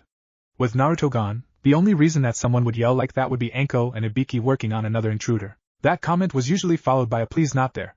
And more yells of agony. Back with Naruto. You calm down yet? Do I look calm? No, just thought I'd ask. Naruto had unleashed a veritable lightning storm in anger, turning parts of the sand dunes all around him into glass. He began walking again, glass crunching underfoot, sand blowing in the wind. Naruto created and dispelled a clone, using that clone to broadcast an order to the others. Simple orders: dispel if you've been reading, replace all equipment, and 5 of them go hunting for food. The others would work on force powers or the 6 forms he knew. Those practicing force powers would have their swords taken by another to practice Jarkai, the one form he still needed work on. Okay, physical training time. Use some Saban and start balancing on one while doing one-handed inverted push-ups. I'll go ahead and get those tools ready for you when you get back to base. Home, sweet desert, thought Naruto as he jabbed a Saban into the ground and began his workout. 1 2 3 3 down and 4,997 to go. Then the next arm, 3.5 months later. Okay, let's review. Force powers, lightning, telekinesis, telepathy, healing, absorb, drain, protection, speed, strength, and jump, as well as body manipulation. Styles: Makashi, Sorisu, Ataru, Shurin, Gemso, Naiman, Vapad, Jarkai, Dunmach, Serento Karingu, Taekwondo, Hapkido, Ninjutsu, and Silent. Weapons: Zatoichi sword, Kunai, Samban, Shuriken, Whisper knives, lightsabers, and your custom Shoto lightsabers. We missing anything? Asked Kyuubi, looking back at Naruto. Naruto closed the cave entrance, using the force to move a boulder in front of the cave's mouth before creating a windstorm to cover the area with sand. Yeah, we're good, said Naruto, turning back to Kyuubi. Naruto had changed his wardrobe over the 3.5 months he had been in the desert. His clothes were no longer the black hooded sleeveless shirt and pants he had worn since he had left Konoha. He now wore a loose, sand-colored cloak that reached down to his knees. He wore a black muscle shirt underneath the cloak. At his waist was a ragged belt of a dark tan, some pieces torn into strips that hung by his legs. His hands were wrapped in bandages from mid-forearm to the knuckles. Beads on thin pieces of leather hung from his cloak, as well as on a circlet around his right wrist. His pants were a dark shade of gray, worn bandages wrapped around the loose ends, securing them to a pair of home-made worn leather boots. His hair was the same color as his cloak, being bleached by the sun during his constant workouts underneath the unforgiving sun. He also now sported a deep tan, contrasting his sun-bleached hair. His eyes were still cerulean blue, but his pupils had changed to the slits that Kyuubi had. The change of his eyes had resulted from training with the Kyuubi's chakra. As he became more accustomed to it, he could draw on more, though drawing on too much before he was ready was still harmful to his body. Think of it as putting 5 volts through an LED rated at 1.5 volts. You burn out the LED unless you use the correct amount of power. His lightsabers were stored in different storage seals, located in many places around his body. His black and red pair was in seals located at the elbows of both arms, within reach if he chose to cross his arms, giving him the element of surprise if he were to suddenly whip out the sabers to engage the enemy. He had found others when he entered the cave. Many styles of blade and handles were stored in the cave as well as many different colors as well, red, blue, green, some yellow and even a purple. Naruto had taken them all and stored them in seals. If he lost his black or red, he now had extras. Fat chance of me losing those. Those are my most prized possessions thus far. Well, now that the cave has been sealed, can we get moving? That Genin exam is in 3 weeks. We have a long way to travel before we get back to Konoha, stated Kyuubi, shrugging as he went through a Sorisa pattern as he waited. His favorite form was Shurin, but Sorisa was good if he wanted to calm down and wait things out. Yeah, I know. I'm done paying respects to the masters who made this place. We should get moving, said Naruto, pulling on a pair of goggles and wrapping a sandy-colored cloth around his face to avoid sand and grit from the sandstorm he saw forming in the distance. Figures my path leads me right into the worst of nature's tests. Right, said Kyuubi, covering his face in the same manner and replacing his sword. Naruto grabbed his sword and wrapped the handle with another piece of cloth. The covering would keep any sand from entering the sheath. Naruto took care of his gear as well as he took care of himself. If the gear fails, I'd die, he thought, making sure the covering was secure before storing the sword on his back. Kyuubi and Naruto began to walk, entering the sandstorm. They kept in touch with each other through the force as to not get separated as well as to keep a straight path through the storm. Next time, we go around, thought Naruto as sand bounced off his lenses. Hey, I told you we should have gone around, thought Kyuubi, 3 feet to Naruto's left, struggling through the sandstorm. Yeah, but I haven't been home for almost a year. I want to surprise Gigi and get readmitted. I know. They continued in silence for hours, finally breaking through the sandstorm and entering Hino Kuni country's borders. The trees were a familiar sight to Naruto, who grinned as they walked through the forest. When they were about 3 hours away from Konoha, the both came to a sudden stop, both sensing something wrong. I sense Kumonin. Why are they on Konoha turf? Aren't we on allied terms with them? Asked Kyuubi, turning northeast towards the feeling of wrongness. Naruto turned as well, eyes closed in concentration as he used the force to see what was going on in the forest ahead of them. Naruto's eyes flashed open, anger clearly written across his face. They have a Konoha prisoner, he said, disappearing as he ran towards the group of Kumonin. Kyuubi had sensed what Naruto saw and kept pace with him as they approached. Okay, here's the plan. We use Kirigakure no Jutsu to disorient them before killing off 2 of the 3 with Serento Kuringu. Once they're dead, you back off and I'll approach the last one. Okay? Asked Naruto, as he drifted left, circling the Kumonin. Sounds good. Why can't we just kill them all? Asked Kyuubi as he drifted off in the opposite direction. The Kumo kidnappers were taking a break, apparently out of breath about 10 kilometers from Konoha. These guys seem really weak. We're only 10k from Konoha and they're taking a break? What the hell? Thought Kyuubi, halting 30 feet behind a Kumonin who had the misfortune of sitting out in the open. In between the triangle of ninja was a pale-eyed girl, wearing black pants and a bulky coat. She lay against a tree, unconscious, arms and legs bound by rope as well her hands, probably to avoid jutsu use. I have eyes on the prisoner and Naruto, don't you know her? Naruto used the force to see through Kyuubi's eyes. He froze as he recognized the unwilling companion of the Kumonin. That's Hyuga, Hinata. She was in my class at the academy. Why do they want her? The pieces of the puzzle suddenly clicked. They want her for her clan's Kekkai Genkai, the Byakugan. I heard that Kumogakure still wants the Hyuga's dojutsu. Well, you know what it means if they get out of here with her. She will be subjected to rape and forced to produce babies with the Byakugan. Children loyal to Kumo. What a way to leave a crush behind. Hey! I do not have a crush on her. Your dreams say different, said Kyuubi, sending Naruto the image of his smiling face. She's next to royalty in Konoha and I'm the demon brat. How would it ever work? We'll talk about that later. Rescue first, discuss future girlfriend later. Good idea, thought Naruto, quickly channeling a large amount of chakra into his jutsu. Kirigakyu no jutsu, he whispered. Okay, Q ninja becoming alert, thought Kyuubi as the mist began to blanket the area. The Kumonin all drew weapons, ready for whatever lay within the mist. Unfortunately for two of them, they are no match for a Jinchuriki and a few 100,000 years old demon. Naruto crept behind one, drawing a whisper knife to slit the Kumonin's throat. He grabbed the ninja, pulled him backwards by his head into a near-bridge position and slashed through the ninja's throat, blood spurting from the severed jugular veins. Kyuubi did the same thing, though his was a bit different.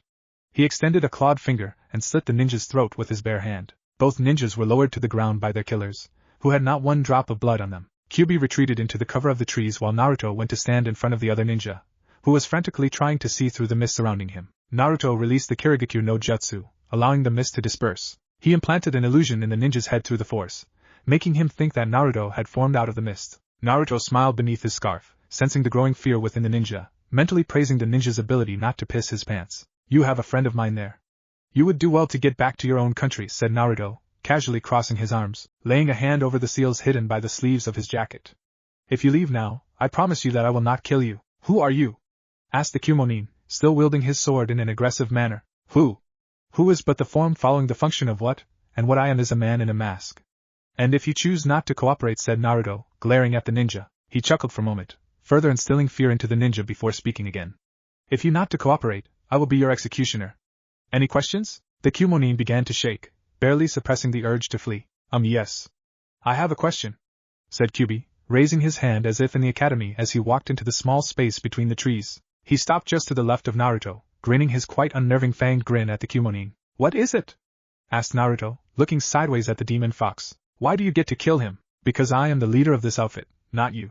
Therefore, I receive the right to kill him, said Naruto turning to face Kyuubi. If you two are done arguing, back off, shouted the Kumonin, holding his blade against Hinata's throat. The ninja's eyes were wild, driven by fear into threatening the very person that he had to deliver back to Kumo. Nice, Kyuubi.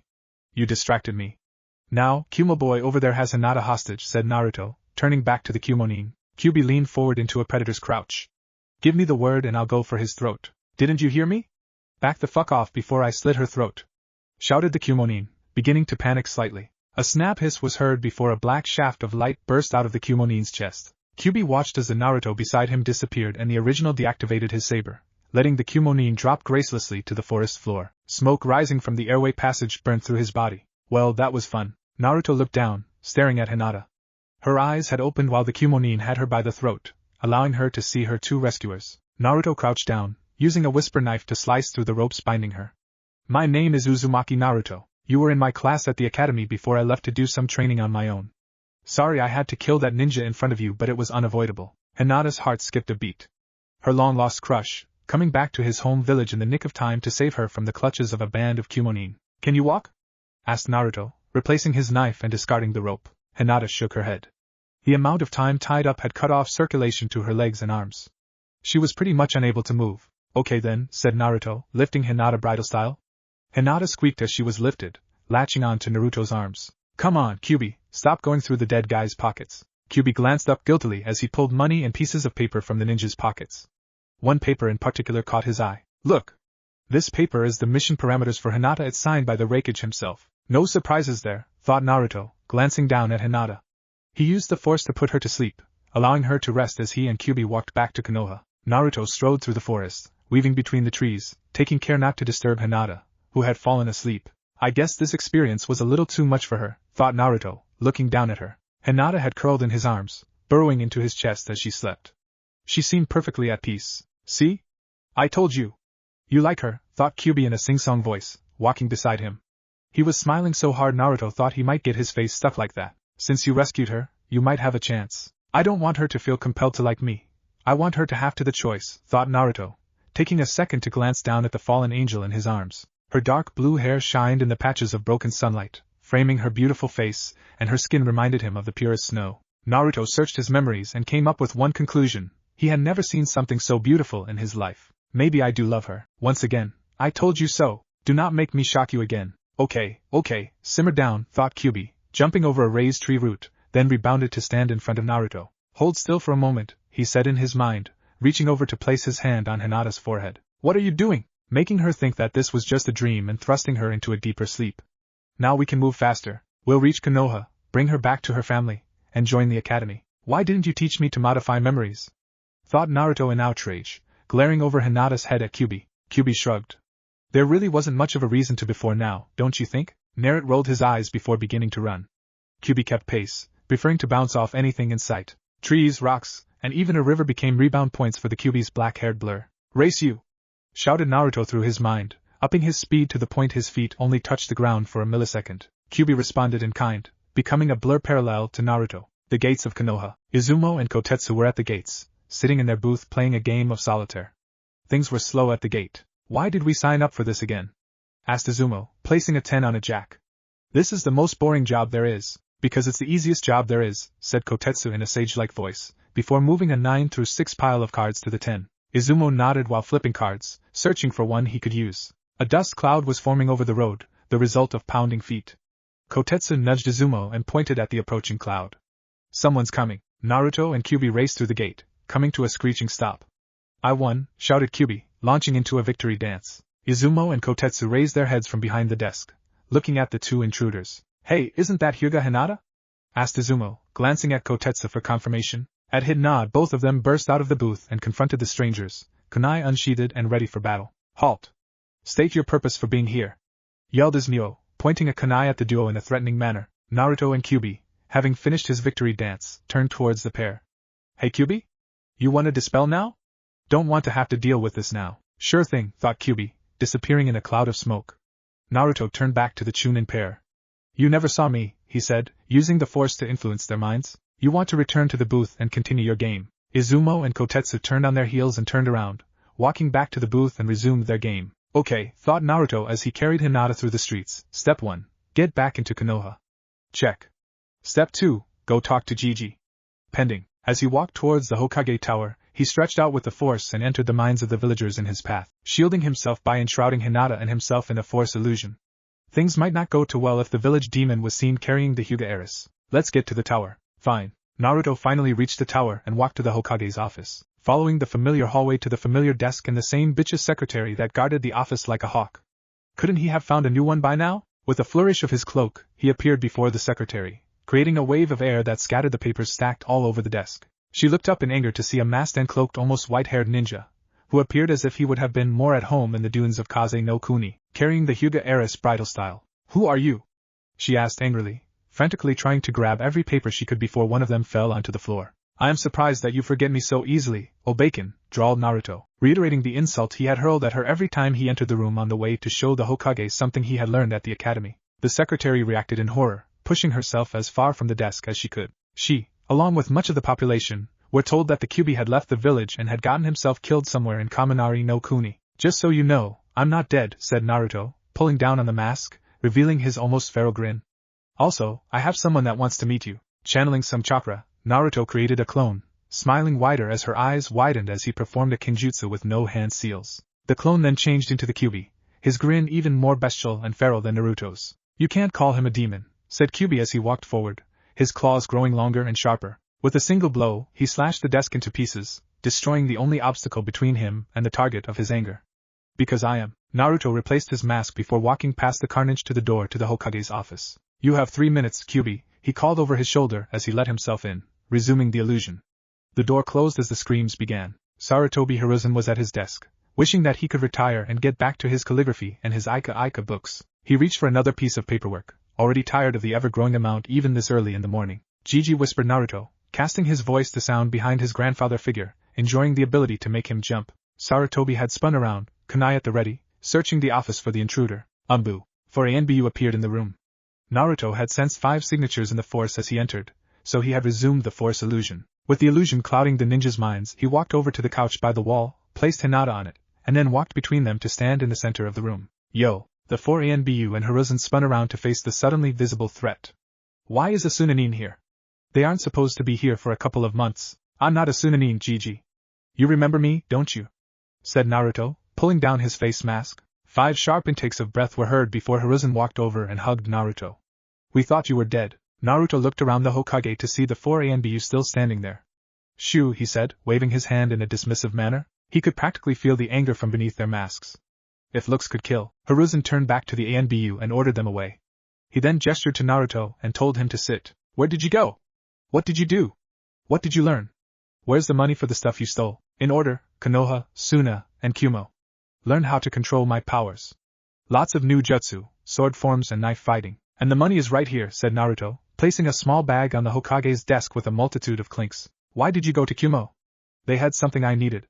It would have taken me longer if I had gone through other sources, so I took the path of least resistance, said Naruto, shrugging. You broke into, stole something from, and escaped the most military-focused hidden village in the elemental countries? Yeah, pretty much. Hiruzen held his head in his hands for a moment.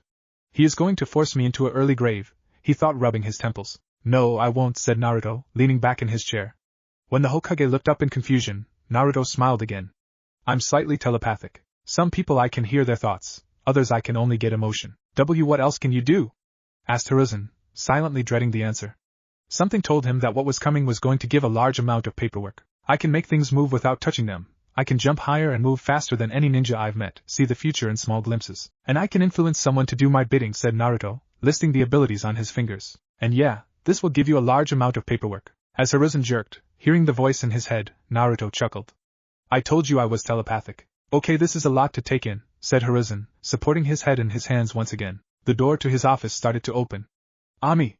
Not now, I'm busy. Kyuubi entered the office, smiling. Oh, it feels great after some mental torture in the morning. Ah, Hokage-sama, a pleasure to meet you again. It's been 15 years, don't you think? The elderly Hokage's face went from confused to horrified as he worked out the implications of the greeting. Naruto, is this who I think it is? Yep.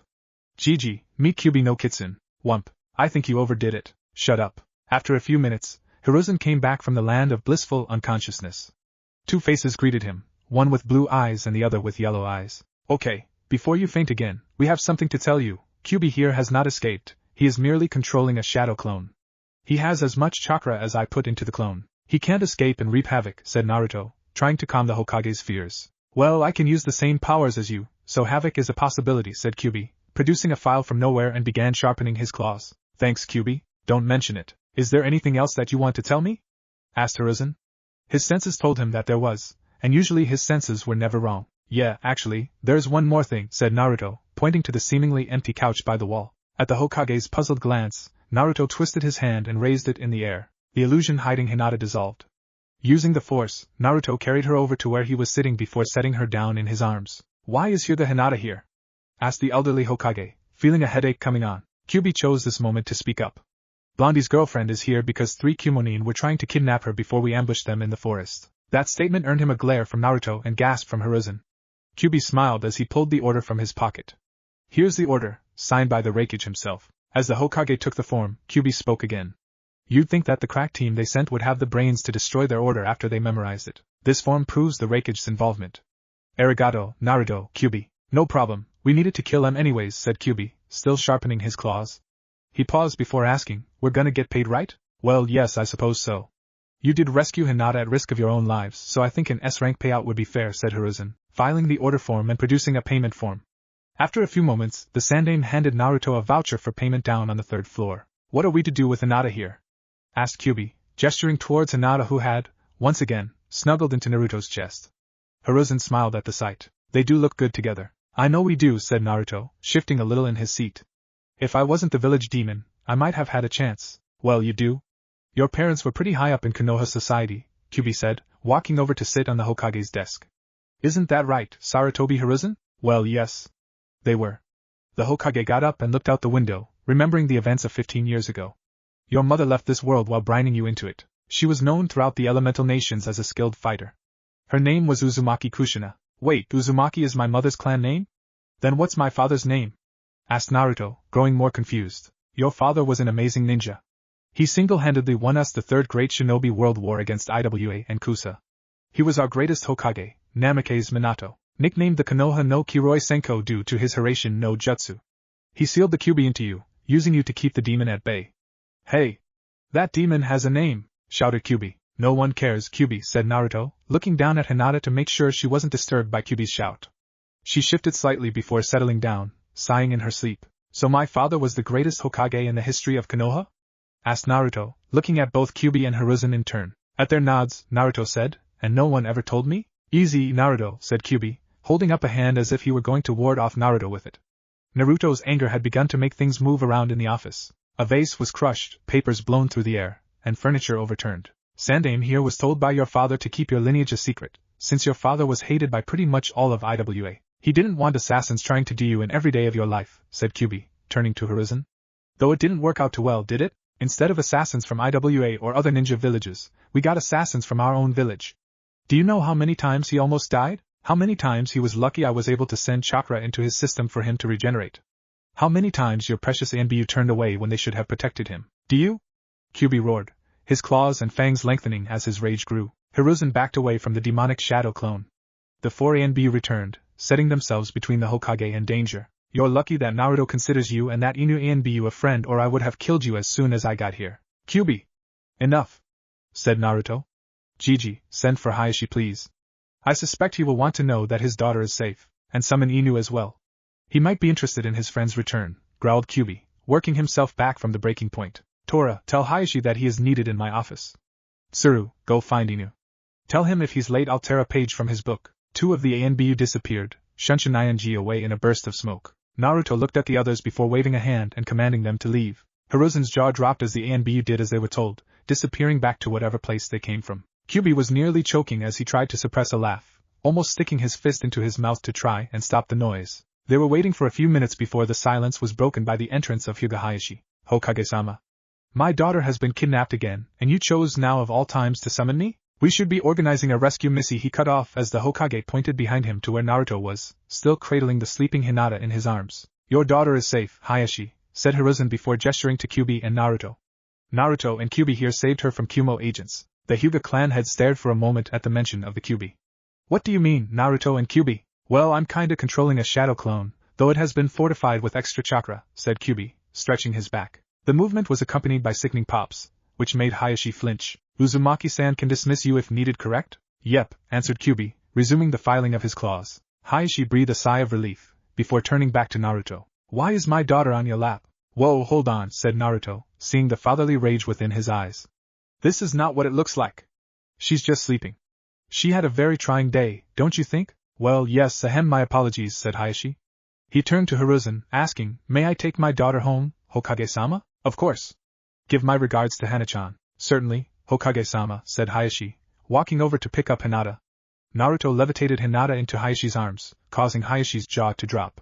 He glanced at Hiruzen. We'll talk more at the next council meeting, mouthed the Sandaime. Hayashi walked out, Hinata held in his arms. He smiled as he looked down at her. My daughter is in love with a man whose powers we have never seen before. I'm too old for this shit, he thought with a grin. Before the Hokage could say anything else, a dog-masked ANBU appeared in front of him on one knee. You summoned me, Hokage-sama? Asked the masked ninja. Yes, Inu. Would you please look behind you? Of course, sir, said Inu, turning to see Naruto lounging against a section of the wall.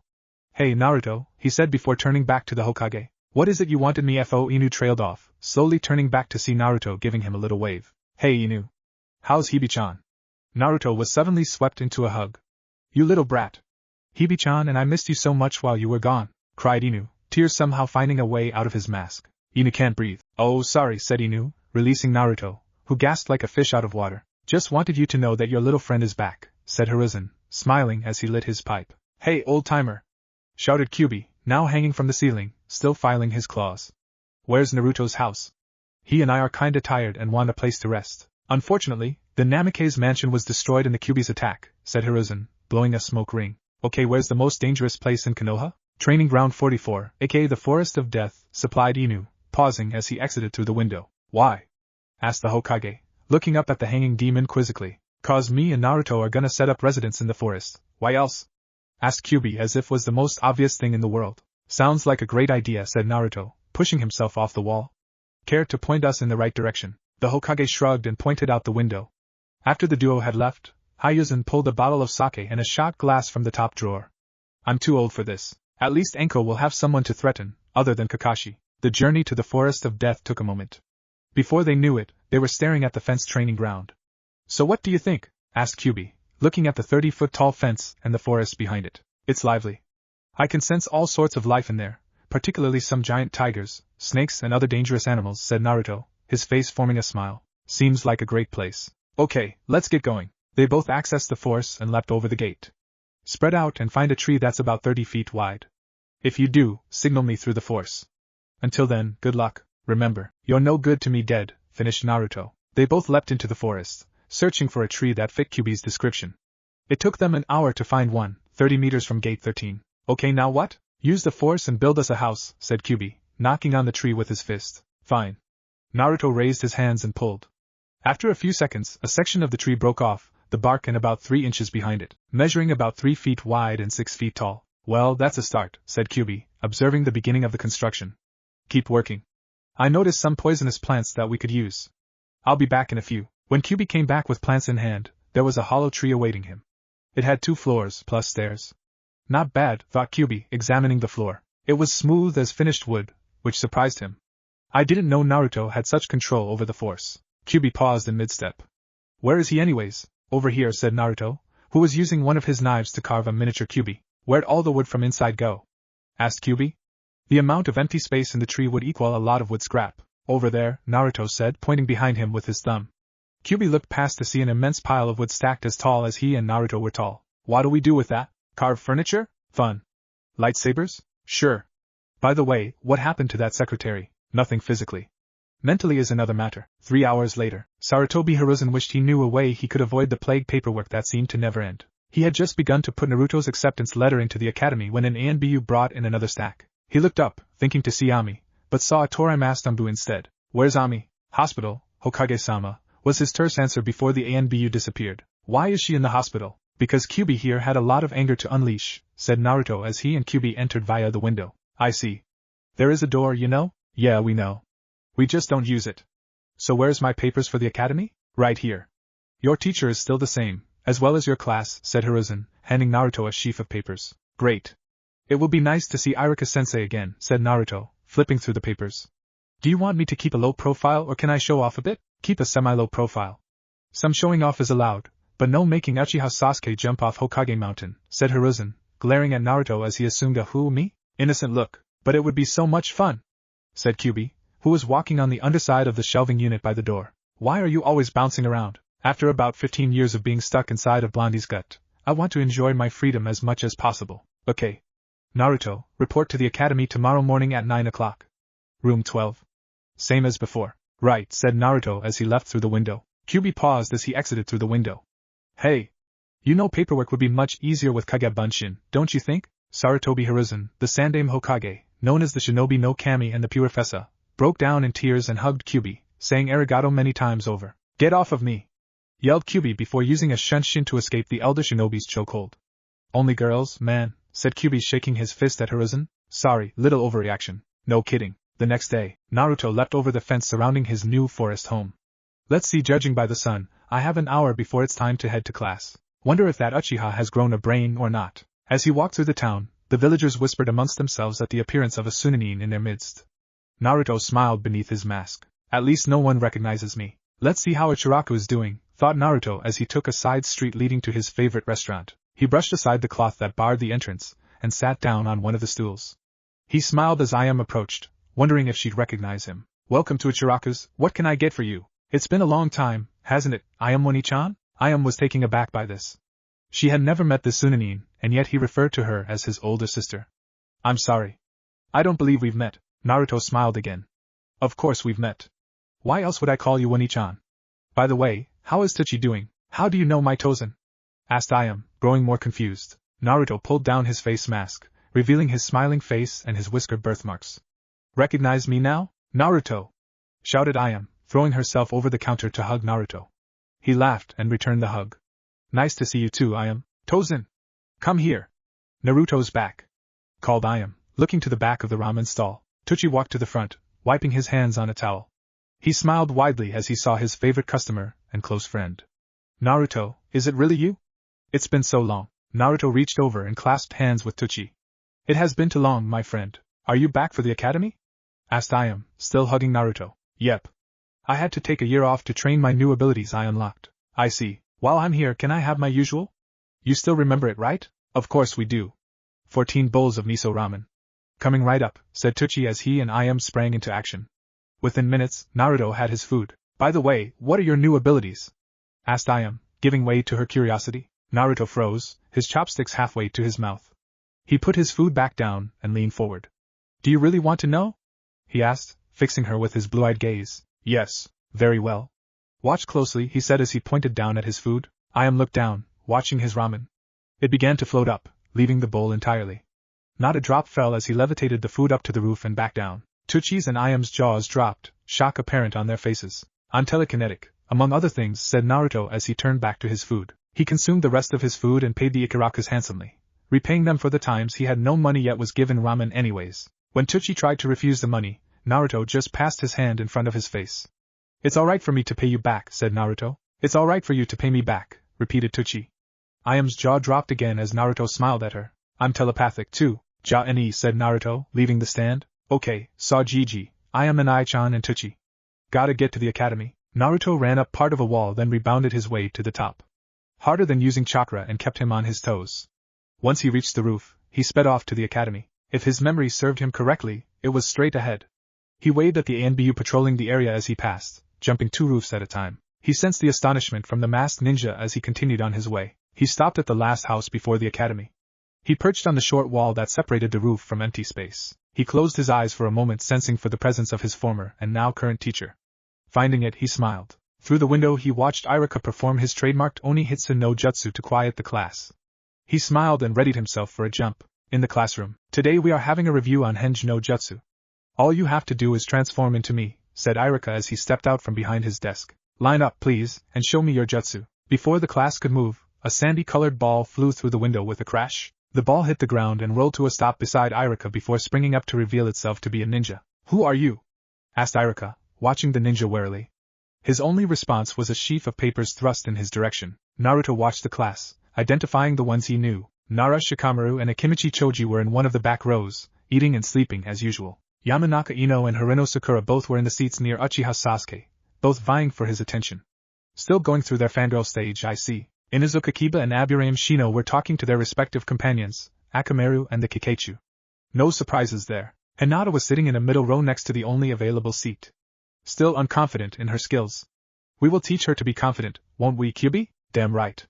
And while we're at it, you might reveal your feelings about each other, fall deeper into love, go on dates, get married, have kids, etc. Aren't we getting ahead of ourselves? Just covering all the bases. Right, thought Naruto as he turned to Irika. He had finished reading the paperwork and addressed the class. Class, this is our new student. Some of you might recognize him. He will be taking the academy test when the rest of you do. Are there any questions? How come he gets to join us and bypass all this history and stuff we've been learning and go right to the exam? Shouted a kid in the back row. Don't recognize him. Must not be a clan nin, thought Naruto. Irika began to speak, but was interrupted by Naruto. I have been here before. I left because I needed to train my new abilities. The Hokage has reinstated me as an academy student, and therefore I am on the same level as you, said Naruto, glaring at the civilian hopeful. Yes, well, why don't you introduce yourself to the class and answer some questions they might have? Said Irika, slightly miffed at being interrupted. Of course, Irika-sensei. What did you learn outside the village? Asked Kiba, scratching Akamaru's head. Oh, a little of this, a little of that, said Naruto, avoiding the question. Maybe I'll show you sometime. What's with the clothes?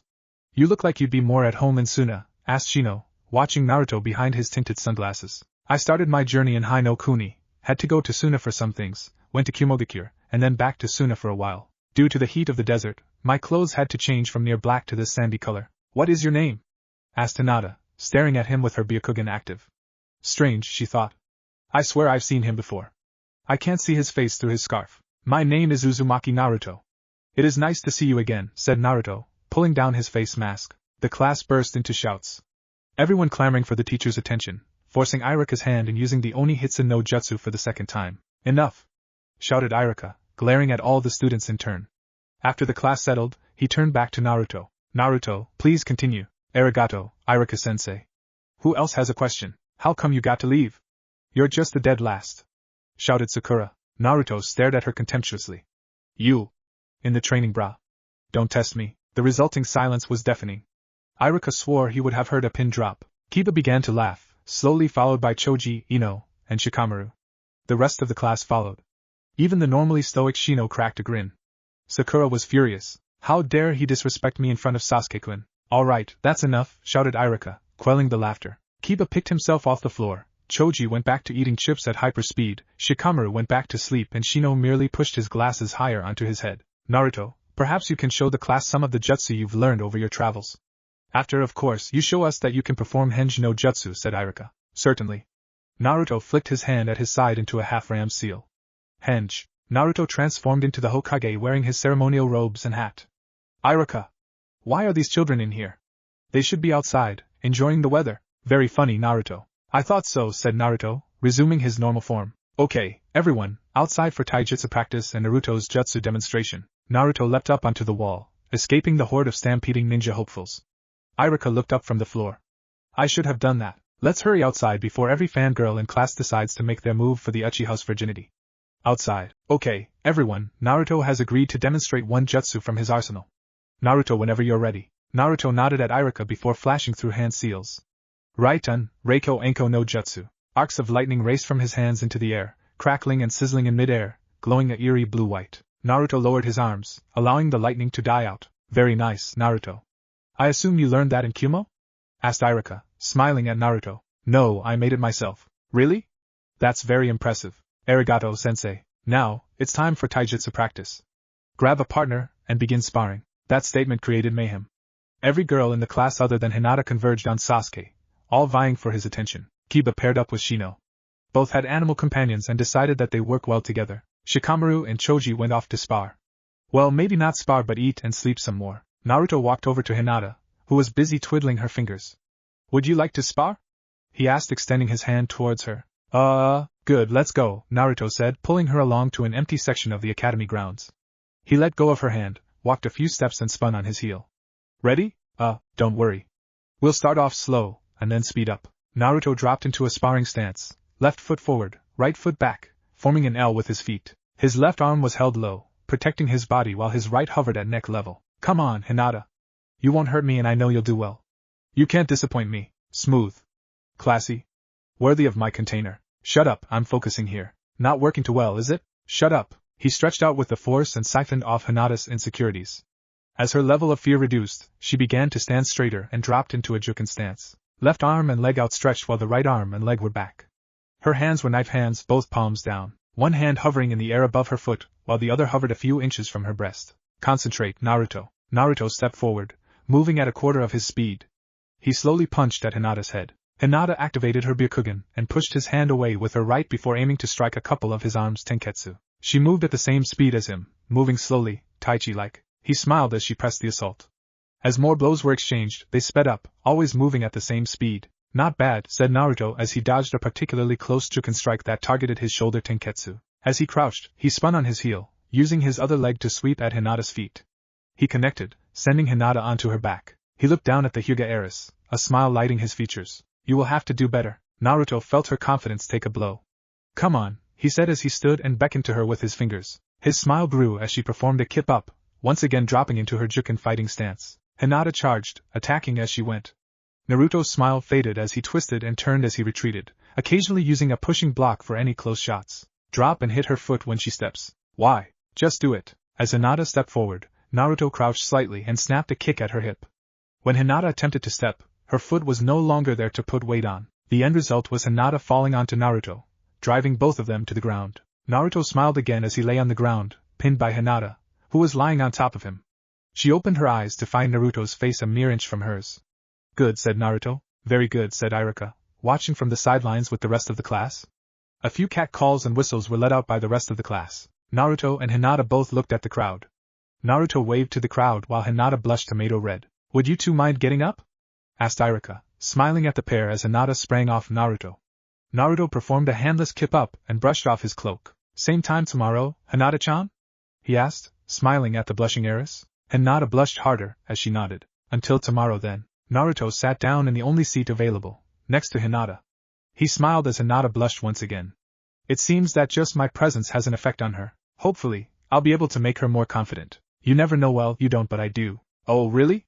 Pray tell. I believe that the answer to this question is best relayed through song. Naruto had a confused look cross his face before Kyuubi began to sing. Naruto and Hinata singing in a tree, Kising.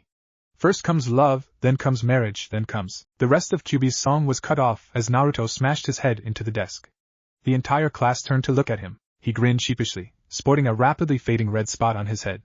Sorry. Arguing with myself. Iruka stared at Naruto for a minute before turning back to the chalkboard with a shrug. The rest of the class followed suit, focusing on the interrupted lecture. Naruto breathed a sigh of relief before mentally raging at Kyuubi. Will you stop being a pain in the ass for 1 minute? Well, since you asked nicely, no. Hinata looked sideways at her crush, who seemed to be grumbling under his breath. She leaned a bit closer, straining to hear what he was saying. Something about rending someone limb from limb. While she was trying to remain inconspicuous, a wave of warm air brushed against her cheek. Hinata-chan, are you trying to eavesdrop on me? Asked Naruto, his grinning face half an inch away from hers. Eep, replied Hinata before she fainted. Naruto managed to catch her before she introduced her head to the floor. Man, you must have a profound effect on her, or she just smelled your breath. Ha ha. Great. Once again, we have a unconscious Hinata, quite literally, on our hands. You know, this could be a good thing. How so? Imagine what you could do. Once again, can you stop being a pain in the neck? Shaking his head at the Kyuubi's laughter, Naruto dragged Hinata's chair closer to his, allowing her to rest on it while leaning against his chest. His arms encircled her, just in case she shifted in her sleep. The lesson was rather boring, focusing on the Kyuubi attack of 15 years ago. The only thing that had any appeal was the mention of the Yandame's vaunted Hiraishin no Jutsu. Naruto nearly fell asleep, listening to Iruka drone on about the statistics of the war. The lecture finally ended at the bell. The class emptied, leaving Iruka gathering up his notes at his desk. A motion in the corner of his eye drew his gaze to where Naruto was sitting. He smiled as Naruto stood, lifted the still unconscious heiress and exited through the window. Perhaps Naruto will find the love he deserves, thought the scarred Chunin. At the Hyuga compound, a pair of the Hyuga's branch family, Shiruvya and Maku, stood guard at the gates, watching the villagers and occasional ninja walk by. The twins wore the same clothes, a pair of black pants with a cream-colored kimono with wide sleeves, easily hiding their short swords. They were the best swordsmen of the Hyuga, second only to Gekko Hate. Both shared the same hobbies and weapon styles. Their appearance was near identical as well, both having long black hair tied in a ponytail. To their amazement, a blonde-haired shinobi walked towards the gates, carrying the Hyuga heiress in his arms. Maku, recognizing the blonde, leaned over to Shiruvya and whispered, "That's Hinata's crush if I'm not mistaken." Uzumaki Naruto. Shiruvya grinned at her twin, watching Naruto approach. The twins were friends of Hinata. In one of their many talks, Hinata had revealed the object of her desire. Oh, this is going to be fun, thought Shiruvya and Meku. Thank, Uzumaki-san. What are you doing, said Shiruvya, grinning widely, carrying our good friend Hinata-chan? Finished Meku, an identical grin on his face. Naruto glanced back and forth at their speech pattern, taking in the somewhat chilling grins. Hinata-chan fainted in class today. I'm just carrying her home. Did you hear that? Asked Shiruvya, turning to her brother. Yes, I believe I did. He called her Chan. Do you have a problem if I have feelings towards Hinata-chan? Asked Naruto, glaring at the two older ninja. Nope, none at all, chorused Shiruvya and Meku, their identical grins resurfacing. Good. Now, would you please direct me to Hinata-chan's room? I don't believe she would appreciate me leaving her on the stone floor, said Naruto, walking between the twins. Meku stood in the middle of the gate, resuming his post while Shiruvya guided Naruto through the Hyuga compound. It took moments to reach Hinata's room, located on the second floor. Shiruvya slid the door open and left, heading back to the gate. Naruto stepped into the room and took a moment to look around. Hinata's room was painted lavender. The same color as her eyes, he thought with a grin. Her bed was the same, lavender bedcovers, with a pair of white pillows at the headboard. At the side of the bed, a small table supported a small lamp and a picture. Her family was immortalized forever. Her mother, father, and uncle stood behind her and Niji. All looked very happy, something that Naruto assumed was different now. Windows faced west, allowing the sun to stream through, giving the room a healthy glow. Naruto walked forward and laid Hinata on her bed. He smiled down at her, thinking about how she looked very close to what he imagined an angel looked like. Before he walked towards the window, with a last look over his shoulder, he sprang out the window. Luckily for him, her room was very close to the wall surrounding the compound. As he perched atop the wall, he sensed a watcher. Turning around, he waved to Shiruvya before leaping off the wall. How did he know I was there? I'm the better one at stealth. He shouldn't have detected me, thought Shiruvya, watching Naruto from the sloped roof. A piece of paper flew through the air, performing loops as it was buffeted by the air. It landed on her leg, prompting her to look down. Scrawled across the paper were 4 words, I could sense you. Naruto grinned as he felt the shock emanating from Shiruvya as he walked down the street, donning his cloth mask before the villagers could take notice of his whisker marks. Naruto sighed as he walked down an alley, sensing another forced signature rapidly closing in. The class heartthrob is closing in, Kyuubi. Ideas? We can always kill him, said Kyuubi, rubbing his hands together in a sinister manner. Other than that, thought Naruto, shaking his head as he turned around. Hear him out, refuse him, tie him up and leave him for the fangirls. Better, thought Naruto as he watched Uchiha Sasuke appear from the roof above. What do you want, Uchiha? Said Naruto, coming close to spitting the name. He never liked the Uchiha, since he cared for nothing and no one. All he wanted was to kill his brother. Teach me, commanded Sasuke, glaring at Naruto. He will teach me. Then, I will be good enough to kill him. No, go find someone else to train you, said Naruto, spinning on his heel and walking down the alley. Sasuke was seething. No one refuses an Uchiha. They are the elite, the best of the best. With those thoughts he jumped in front of Naruto, grabbing him by the edges of his cloak. You will teach me, he growled, black eyes seething in fury. No way, no how, said Naruto, grabbing Sasuke's thumbs and jerking his hands loose. With an elegant twist, he threw Sasuke into the alley wall. I was born with this power, though I only unlocked it earlier this year. I could manipulate your body so it had the ability to use it, but you would use it to kill rather than protect. With these abilities come great powers, and with great powers comes corruption, said Naruto. He paused for a moment, closing his eyes and furrowing his brow as if he was thinking hard on something. I sense you have already taken steps down that path. Naruto stared at Sasuke, watching him as he picked himself off the ground, sneering at Naruto. Would you sacrifice your friends for the sake of your revenge? Of course I would. You know nothing of me. I lost everything. I need that power to kill him. I'm an avenger. I need to kill him, shouted Sasuke, his face contorted in rage. Will killing him bring them back? Will the death of one person bring back your family? Will the power I wield bring your family back? Asked Naruto, sighing as he turned away for the second time. Fighting for revenge will not make you stronger. Find something or someone to fight for. Fighting for and protecting an ideal, a person, a place, anything like that, will make you stronger. Crossing the breaking point, Sasuke flashed through hand seals before shouting, Katan, Gokake no Jutsu. A giant fireball spewed from Sasuke's mouth, flying at Naruto's turn back. Sasuke smiled as the fireball seemed to consume Naruto, leaving no trace. The fireball exploded, sending the flames in all directions, followed closely by a cloud of blue energy. Naruto appeared in the center, the blue energy wrapped around him, smiling a feral grin. He stepped forward and seemingly disappeared. That was a very unwise move, Uchiha, said Naruto, appearing behind Sasuke, daggers positioned at both sides of the last Uchiha's neck. Naruto smiled as Sasuke went up on his toes, attempting to keep the blades from drawing blood. If you ever attack me or any of my friends, I will not hesitate in killing you, Uchiha or not. With those words, Naruto removed his whisper knives and chopped Sasuke at the base of his skull, rendering the Uchiha unconscious. Finally. We should have done that earlier. I agree, thought Naruto, producing a ring of ninja wire from a pocket and hog-tying the Uchiha. Giving him a shove, Naruto left him sprawled on the alley floor. Don't forget a sign, said Kyuubi, rubbing his hands together again. Right. 3 minutes later, a giant billboard proclaimed the location of Uchiha Sasuke, drawing the fangirls like moths to a flame. Naruto smiled as a tide of fangirls poured into the alley. He began to walk away when he heard a blood-curdling scream. He's awake now, thought Naruto as he walked away, dusting his hands. In 10 minutes, Naruto had reached the forest of death and jumped the fence. Forming a clone, he and the newly transformed Kyuubi went a kilometer into the forest and drew their red blades. The blades erupted from the handles with a snap hiss, crimson blades throwing eerie light on their wielders. It's been what? A day since we fought last?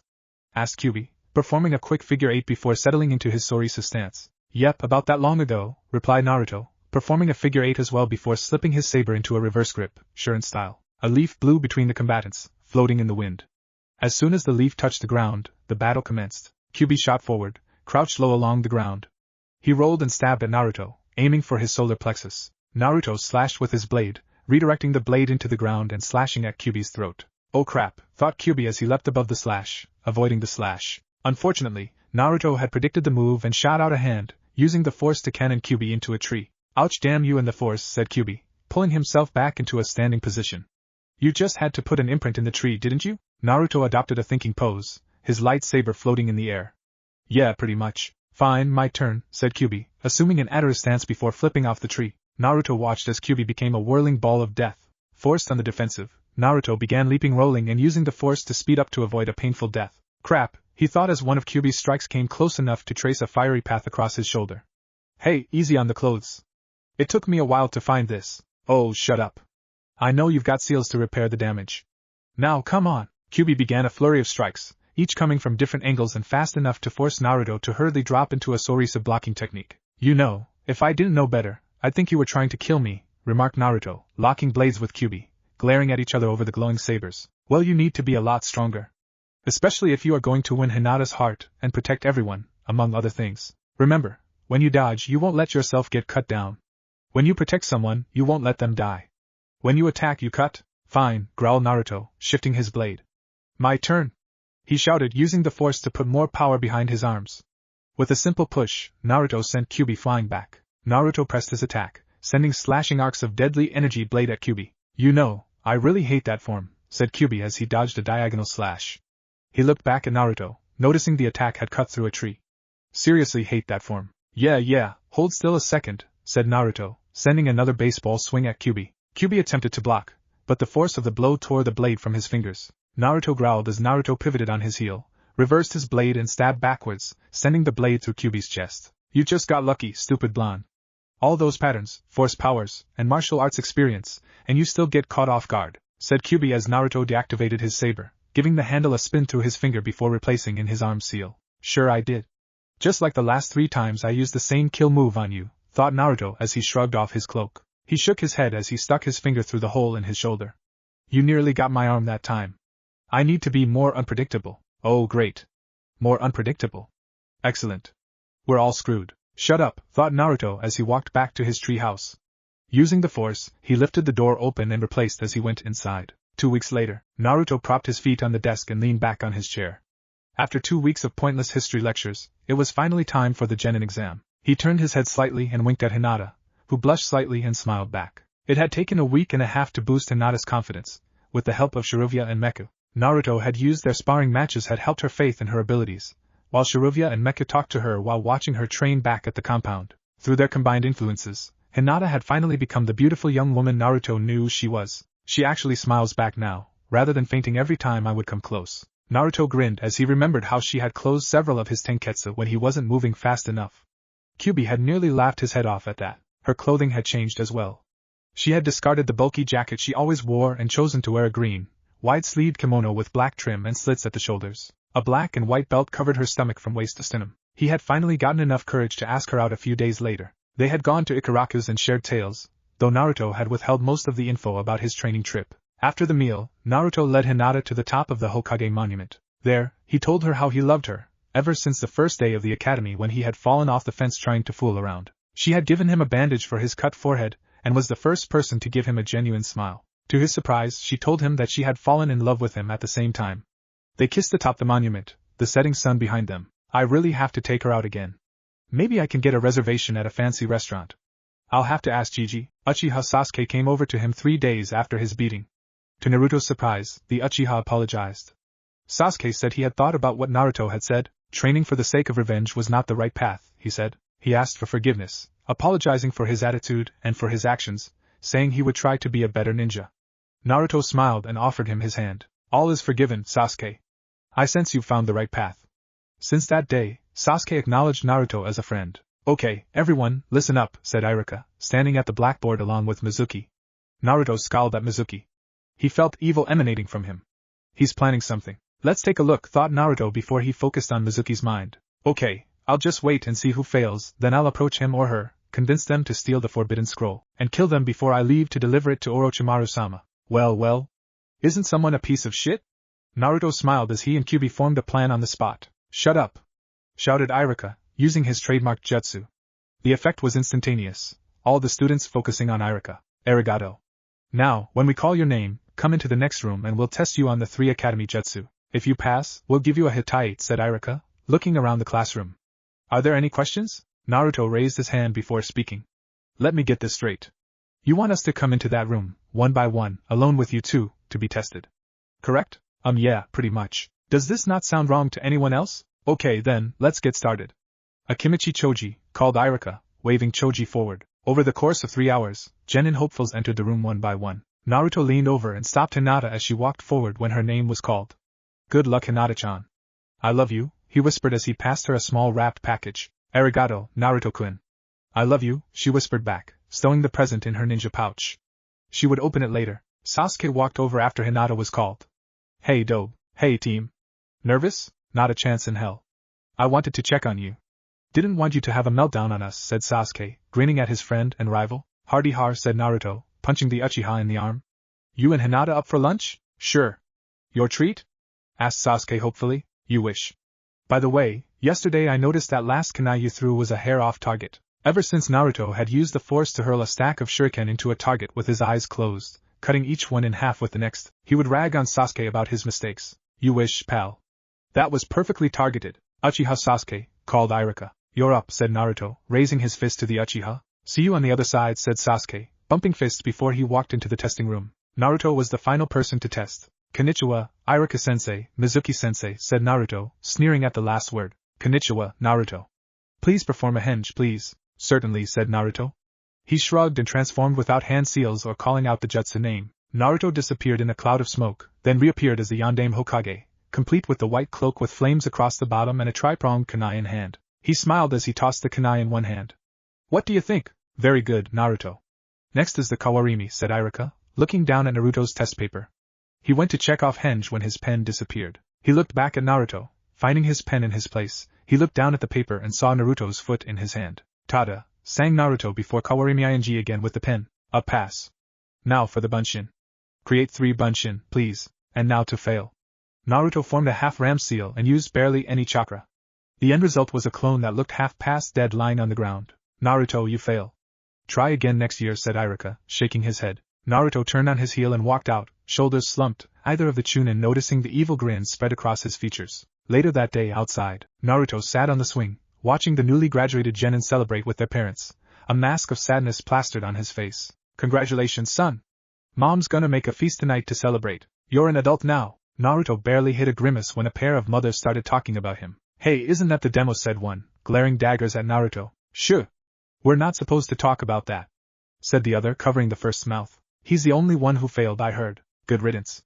No one would make him a ninja. Naruto jumped up from the swing into the tree above, then leaped to the top of the academy. Took you long enough, dope. Yeah, shut up, team, said Naruto, grinning at Sasuke and Hinata. Naruto was seated on the rooftop while Hinata was lying out in the sun. Konnichiwa, Naruto-kun. Thank you for the bracelet, she said, holding up the chain-link bracelet with a pair of carved wood charms hanging from it. The 2 pieces of wood displayed the kanji for true love. No problem, Hinata-chan. I had some extra time last night, and thought you'd like a gift. Sasuke glared down at the crowd below. What's this about you failing? Asked Sasuke, looking at Naruto out of the corner of his eye. You failed, Naruto-kun? Asked Hinata, propping herself up on one elbow, confusion plain on her face. We know you would have passed. Did you fail on purpose? Good guess, Hinata-chan. I got a bad feeling from Mizuki today. He's planning something. I know it, said Naruto, sitting behind Hinata. She fell backwards, leaning against his chest, looking up at him. If he comes to recruit me for whatever it is he plans while you guys are around, don't let him, you know. Okay? Sasuke and Hinata nodded their agreements. Okay, now then, where would the Heim like to go for lunch? He asked, smiling down at Hinata. Hinata stuck her tongue out at him. He smiled as he bent down to give her a kiss. Naruto pulled back for a moment, asking, Have I told you how much I love you? Oh, Kami, spare me! Get a room! Shouted Sasuke, covering his eyes in mock disgust. Hey, Hinata, what have I told you about throwing pointy objects at Sasuke team? That he enjoys it? Asked Hinata innocently. I'm gonna kill you, Naruto! Shouted Sasuke, unsheathing a pair of kunai and charging at the couple. Naruto lifted Hinata onto his back and took off running, laughing as Sasuke struggled to catch up. 3 minutes later, Mizuki appeared on the roof. Where'd everybody go? At Ichiraku's. Konnichiwa, Naruto and Ai-sen, Hinata-chan, Sasuke-kun, said Ain, looking up as Naruto, with Hinata on his back, and Sasuke entered the ramen stand. Konnichiwa, Ain-ne-chan. 4 bowls of miso ramen, please. Coming up, said Ain, grabbing 4 bowls for his ramen. What do you want, Hinata-chan? 1 bowl of pork ramen, please, replied Hinata, still clinging to Naruto's back. Naruto looked over his shoulder as Ain nodded and turned back to her pots of ramen. Are you going to stay there all day? Asked Naruto, staring into his heart's lavender eyes. Yep. Kami, please kill me now, said Sasuke, grabbing a stool on Naruto's right. 1 shrimp ramen, please. Coming up, replied Ain, returning with Hinata's and Naruto's bowls. Itadakimasu, chanted Naruto and Hinata before digging into their food. Sasuke shook his head as Naruto fed Hinata over his shoulder. 1 shrimp ramen. Arigato, Ain-chan, said Sasuke, digging into his meal. Within 3 minutes, the 3 of them had finished their meals. Ah, Naruto. Very good to see you again, said Tuchi, entering through the door at the back of the stall. Hello, Tuchi-san, chanted the 3. How's things at the academy? He asked, slipping on an apron. Hinata and Sasuke passed. I failed. What? Exclaimed Ain and Tuchi, disbelief written on their faces. Before Naruto could respond, Mizuki appeared behind him. Naruto? Could I talk to you for a moment? Sure, Mizuki-sensei, replied Naruto. He stood and set Hinata onto an empty stool, then followed Mizuki up to the top of an adjacent building. Naruto smiled before Mizuki turned around, sensing Hinata activate her Byakugan, and watch him from below. I'm sorry, Naruto, for not talking to you sooner, said Mizuki, turning to face Naruto. What did you want to tell me? asked Naruto, all innocent. There's a way for you to pass. An age-old tradition. Really? What is it? If one student shows potential, but fails the Genin exams, it is possible for them to take a different test entirely. The student would be required to steal a scroll from the Hokage library, take it, learn a technique from it, and meet the Chunin examiner at an old shack in the middle of the forest. Would you be interested? If I could become a Genin, I would be that much closer to my dream. Hell yeah, I'm interested, said Naruto, false enthusiasm falling from his lips like rain from the sky. Okay, steal this scroll, said Mizuki, handing Naruto a picture of a scroll. When Naruto had memorized the picture, he handed it back to Mizuki, who then passed him a map with markings on it. This is a map of the Hokage's office, and the markings represent the patrol routes of the ANBU guards. Meet me tonight at 2 a.m., okay? I'll be there, said Naruto, turning back to Ichiraku. Naruto. Yeah? Said Naruto looking over his shoulder at the traitorous Chunin. If, for some reason, you get caught, you do not reveal the mission parameters. Just like a real mission. Got it, said Naruto, smiling inwardly. An assassination mission, hehehe. Naruto leapt down from the roof and rejoined his friends, exchanging loaded looks with each other. 8 hours later, training ground 22. So the traitor's bastard wants you to steal a scroll from the Hokage's office? Asked Sasuke, leaning against the kicking post, looking up at Naruto. Yeah, pretty much? Replied Naruto, crouching on top of another kicking post. Are you sure this is a good idea? Asked Hinata, lying out on the grass below. Naruto smiled from atop his perch. He can't hurt me. I'm that awesome. The three shared a laugh at that. So you never showed us any other abilities besides Raiden, Reiko Enko no Jutsu. You ever going to show us more? Asked Sasuke, shifting his weight from one foot to the other. I'm working on a way to give you the same abilities I have, but it's very hard. One mistake and I could make you blow up from the inside out, said Naruto, shivering slightly at the thought. The attempts he made using a couple of the giant tigers in the forest had not produced the results he had wanted. I won't use that technique unless I'm 199% sure that you will be okay. No hurry, Naruto-kun, said Hinata, looking up at her whiskered love. So what's the plan for dealing with Mizuki? I'm gonna steal the scroll, copy it, wait for Mizuki to show, and then incapacitate him, said Naruto, stroking his chin in thought. Oh, I nearly forgot. And then, this is my favorite part, and then I deliver him gift wrap to the IT department. Sounds good. Do we get to help? Asked Sasuke, eagerly awaiting a challenge. No. Neither of you are going to be anywhere near there. It's bad enough that I'm getting into this, but I have to seal the information leak, meaning I have to capture the traitor. Mizuki might have backup, an escort to bring him to the border, and if there is, we can help you. You know we're strong enough to help you, said Hinata, giving the post a chakra-enhanced kick. The force of the kick knocked Naruto off the post, landing on all fours above Hinata, their faces an inch from each other's. You fell on purpose, said Hinata, glaring playfully at Naruto. And yet, you enjoyed the situation, said Naruto, giving her a quick kiss. You know, I'm running out of things to say when you guys do something romantic, said Sasuke, moving his weight from one foot to another again. You two will not be there, correct? Fine, said Sasuke, punching the post. Why do you get to do all the fun stuff? Hinata? You will not be there, right? Asked Naruto, sternly looking at her. I agree to nothing. Do I have to get Jiraiya and Mecha to help me? Fine, said Hinata, sighing in defeat. Good. Naruto stood up and helped Hinata to her feet. He caught both of them in his cerulean glare. It's 10 o'clock now. Head back to the compounds. I'll be there as soon as I can. With those words, Naruto leaped away, leaving the pair of them standing alone in the training ground. A moment of silence passed between the pair before Hinata spoke. You're gonna follow him, aren't you? Yeah. You, yeah. They both turned as one and leapt off towards the Hokage tower. 1 hour later, Hokage's library. Naruto dropped in behind a pair of ANBU units and clapped his hands, invoking the force. The masked ninjas' heads crashed into each other, rendering them unconscious. Naruto smiled at the downed pair. Shouldn't these ANBU be better than this? They are messing with a Shisho no Chikara, you know. And they don't have the force to mask your chakra, said Kyuubi, smiling nonetheless. I suppose, thought Naruto, sliding open the door to the Hokage's library. Scrolls upon scrolls lay upon the shelves, untold amounts of knowledge locked within the rolls of paper. Naruto stretched out with the force, looking for the scroll with the marking Mizuki had showed him. Two things shocked him. The first, the location of the scroll, which was on the bottom shelf on his right. The second was a 2.5-foot square hole in the wall, hidden by a force illusion. A very powerful one, by the strength of the illusion. Kyuubi, am I imagining this? I see it too. I also sense a force repulsion field that keeps anyone from finding it. Very advanced. You know, you never told me how you met the masters of old. This is not the time for storytelling. I'll tell you later. Now, the guards are going to be here in 30 seconds, get a move on. Right, thought Naruto as he pulled the scroll from its place.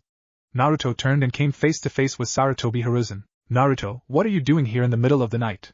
He asked, puzzled at the sight of his surrogate grandson. Gigi, I would tell you, but I really got to go. So go to sleep, he commanded, waving his hand in front of the elderly Kage's face. The Sandame's eyes rolled back in his head and collapsed. Naruto caught him and placed him gently on the ground. 3 seconds. Naruto jumped out the window, leaving the Hokage for the Anbu. Sorry Gigi, thought Naruto as he ran through the forest. You'll understand when it's over. He'll be here soon, traitorous bastard, thought Naruto, landing 20 feet from the rundown abandoned shack that was the meeting place. He took the scroll out of one of the storage seals on his arm and rolled it out. As long as I have this, I might as well take some good jutsu from it. Naruto created a bunch of shadow clones and ordered them to begin copying. The original sat a distance away and began to meditate. Images flashed through his brain. Carnage. Destruction. Devastation. Konoha burning, its citizens dead or being hunted. Naruto flinched at the images, looking away in an attempt to shield himself from the death and destruction. It did no good as the images intensified. Shinobi and citizens cycled through his vision. Some he knew and many others he didn't. The Hokage's face drifted there for a moment, before being replaced by the faces of Hinata and Sasuke. All 3 of the faces were streaked with blood and dirt, contorted in throes of pain and death. Naruto threw himself out of the trance, shaking like a leaf. The other clones looked over, wondering why he was like that. He waved them back to their work, pulling himself to his feet. Kyuubi, did you see that? Yeah, I did. Perhaps a vision of the future? Maybe, thought Naruto, drawing his sword and going through his Shuren pattern, trying to stop himself from shaking. It had seemed so real. Do not dwell on it. The Force has deemed it necessary to give us a glimpse of the future. Now we will be prepared for whatever it is that will attack. Remember, Mizuki is coming. Naruto sheathed his sword, turning to the clones. They held up smaller scrolls, each containing a small section of the forbidden scroll. He smiled as they tossed him the scrolls. Now the scroll is copied. All that's left is to put one traitorous ex-Chunin in the ground. Can I come out when that happens? Sure, why not? Let's introduce the bastard to a true demon. After an hour, Iruka appeared before him. Naruto. Why did you steal the scroll? The reasons for my actions will be explained in time, replied Naruto, sensing Mizuki close in. Excellent. I've wanted a battle with someone for some time now. Hopefully, he will be worth the challenge. Mizuki landed 30 meters away, hidden by the tree leaves. Iruka made it to him before I did. No matter, they'll both be dead soon, he thought, drawing a double handful of kunai. Naruto tensed up, sensing the attack. Mizuki wasn't the stealthiest of ninja. Iruka sensed Mizuki as well, pushing Naruto out of the way of a wave of kunai. Mizuki, what are you doing here? He shouted, pinned against the wall of the shack. I'm impressed that you figured out where to go, said Mizuki, lowering his arms. I am impressed that he took those kunai, especially for that demon brat. So now I understand. You want to steal the scroll? Shouted Iruka, ripping one of the kunai out of himself. Damn, those hurt. No, really? Wow, you're a fucking genius. Naruto, give me the scroll. Naruto, protect the scroll. It holds the records of forbidden ninja arts. Shouted Iruka, pulling another kunai from his flesh. Even if you read it, you wouldn't understand the meaning of it, said Mizuki, beckoning Naruto forward. I can show you what the true meaning of techniques. Shut up, you fool. Naruto, do you know what happened 15 years ago? Asked Mizuki. No, pray tell, said Naruto, feigning interest. The Hokage put out a decree, forbidding all the citizens of Konoha to speak of it. No one is allowed to tell you, under pain of death, that what you are is the demon fox. I'm the demon fox? The Kyuubi no Kitsune? Really? Asked Naruto, veiled sarcasm in his voice. Naruto quickly formed a clone, which then took Kyuubi's form. You mean him, he said, jerking his head towards Kyuubi, who waved at Mizuki with clawed fingers. Yo, BB, but how? Stuttered Mizuki, drawing his both Fuma shuriken. It has escaped? No, he's helping me. Demon bastard. Die. Spat Mizuki, throwing his giant-sized shuriken at both Naruto and Kyuubi. Naruto! Move! Shouted Iruka, struggling to free himself from the last of the kunai. Unfortunately for him, kunai were stuck in his clothes and flesh, pinning him to the wall. He could only watch as the shuriken flew through the air at his student and his prisoner. Naruto and Kyuubi simply raised their hands, concentrated, and used the force to stop the thrown weapons in midair. Kyuubi brought his closer, grabbed it, and bent it in half before tossing it away. Those shuriken aren't what they once were, he remarked, smiling a feral grin. What? What is this power? Asked Mizuki, staring slack-jawed at the remaining floating weapon. I wield the force, the chakra of the world, said Naruto, as he raised his hand and flicked his fingers, sending the shuriken hurtling back at its former wielder. Mizuki scrambled to avoid his returning weapon, throwing himself off the branch towards the ground. Even with these new powers, I can still kill you, said Mizuki, drawing a wakizashi from his back. A cracking noise was heard above him. He looked up in time to see the branch he was sitting on before snapped and hurtled towards the ground. He rolled out of the way, avoiding death by squashing. How did that happen? He asked, staring at Naruto. Kyuubi answered, smiling at the traitor's confusion. The shuriken cut through most of the branch. The rest was up to gravity. A shuriken, not even thrown, cut through a 2-foot thick tree branch? Mizuki felt a twinge of fear as he turned back to Naruto. I'm gonna kill you, he said, charging forward, wakizashi held ready. Naruto smiled as Mizuki charged, crossing his arms beneath the wide arms of his cloak, fingers resting on his lightsaber seals. Hinata and Sasuke gasped as Mizuki slashed at Naruto. He didn't even defend himself. Is he dead? Asked Hinata, who had covered her eyes. No. But what's he holding? Hinata looked up at Sasuke's question. Her eyes narrowed at what Naruto held in his hand. Naruto had drawn his black lightsaber and sliced the blade from the hilt. The black blade glowed slightly in his hand, throwing off a small amount of illumination, just enough to show the horror on Mizuki's face. Naruto pulled his second lightsaber from his arm's seal. Igniting it, he held the blood-red and black blades in an X at Mizuki's throat. Now who are you gonna kill? Asked Naruto, smiling above the crossed blades. Hey Kyuubi, care for a beatdown? I would love to, said Kyuubi, walking forward. Naruto removed the blades from Mizuki's neck. Kyuubi began with a kick, sending Mizuki into the air. How does it feel? To be beaten? To be powerless to stop your attacker? To be weak? Well? Said Kyuubi, punctuating each word with a punch or kick. He continued for a few minutes, making the Chunin's face a bloody mess. Enough, Kyuubi, said Naruto, waving him off as he prepared for another savage kick. Now, since I'm in a sporting mood, I'm gonna let you live for the moment. Naruto pointed towards the forest. Let's see how far you can run before I kill you. Naruto raised his deactivated his lightsabers, smirking as he stared down at the near-petrified and bloody-faced Chunin. Run.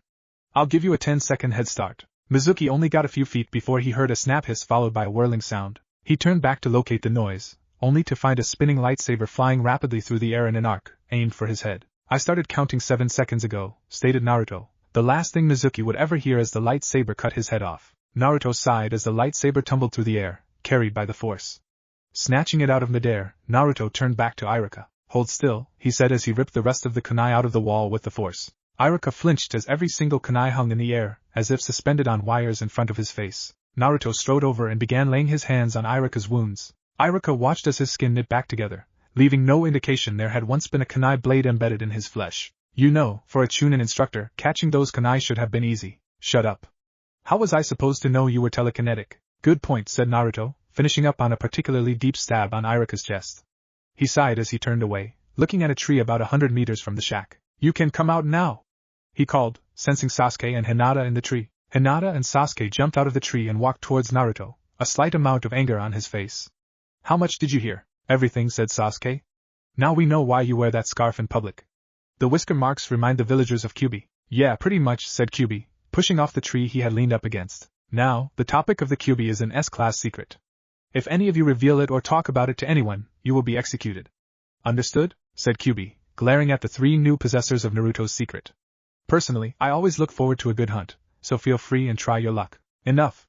Kyuubi, seal the body and head in a scroll, commanded Naruto, sealing his lightsaber handles back into his arm seals. I will understand if you two do not wish to be associated with me any longer, especially after this. Silence reigned for a few moments before Hinata went over to Naruto and hugged him. I love you. Why would I leave you? Because you have a demon sealed in you. Hey. I'm not that bad. Shut up, Kyuubi. Chorused Naruto, Sasuke, Hinata and Iruka. Yeesh, tough crowd. Hinata held Naruto tighter, tears in her eyes. Now I know why you've had such a bad childhood. Those times are in the past now. When Hinata looked up at him, Naruto smiled at her. All that matters is the now with you. Naruto looked up and stared at Iruka and Sasuke in turn. With you as well. Hey. Don't I matter? Shouted Kyuubi, now hanging from a branch. Of course you do. You're the one who is the voice in my head. It gets kinda lonely in there. Naruto took one last look around, smiling at his friends, before turning back to the village. He waved them forward, having them stand side by side. Let's go home. Back in the Hokage's office. The room was crowded and noisy, Ninja calling for the Hokage's attention, asking permission to hunt the traitor. Damn it, Naruto, thought Hiruzen, rubbing his temples in an attempt to ease his headache. You just had to steal the scroll, didn't you, Hokage-sama? We should kill the demon before he reaches the borders. We can't let the scroll fall into enemy hands. Enough! Shouted the Hokage, standing behind his desk radiating rage. He said he will explain later. He will be back. Oh good. A dramatic entrance, said Naruto, climbing through the window behind the Hokage. He pulled the scroll from his back and tossed it onto the desk. One forbidden scroll, safe and sound. The Hokage picked up the scroll and turned back to the assembled ninja in the room.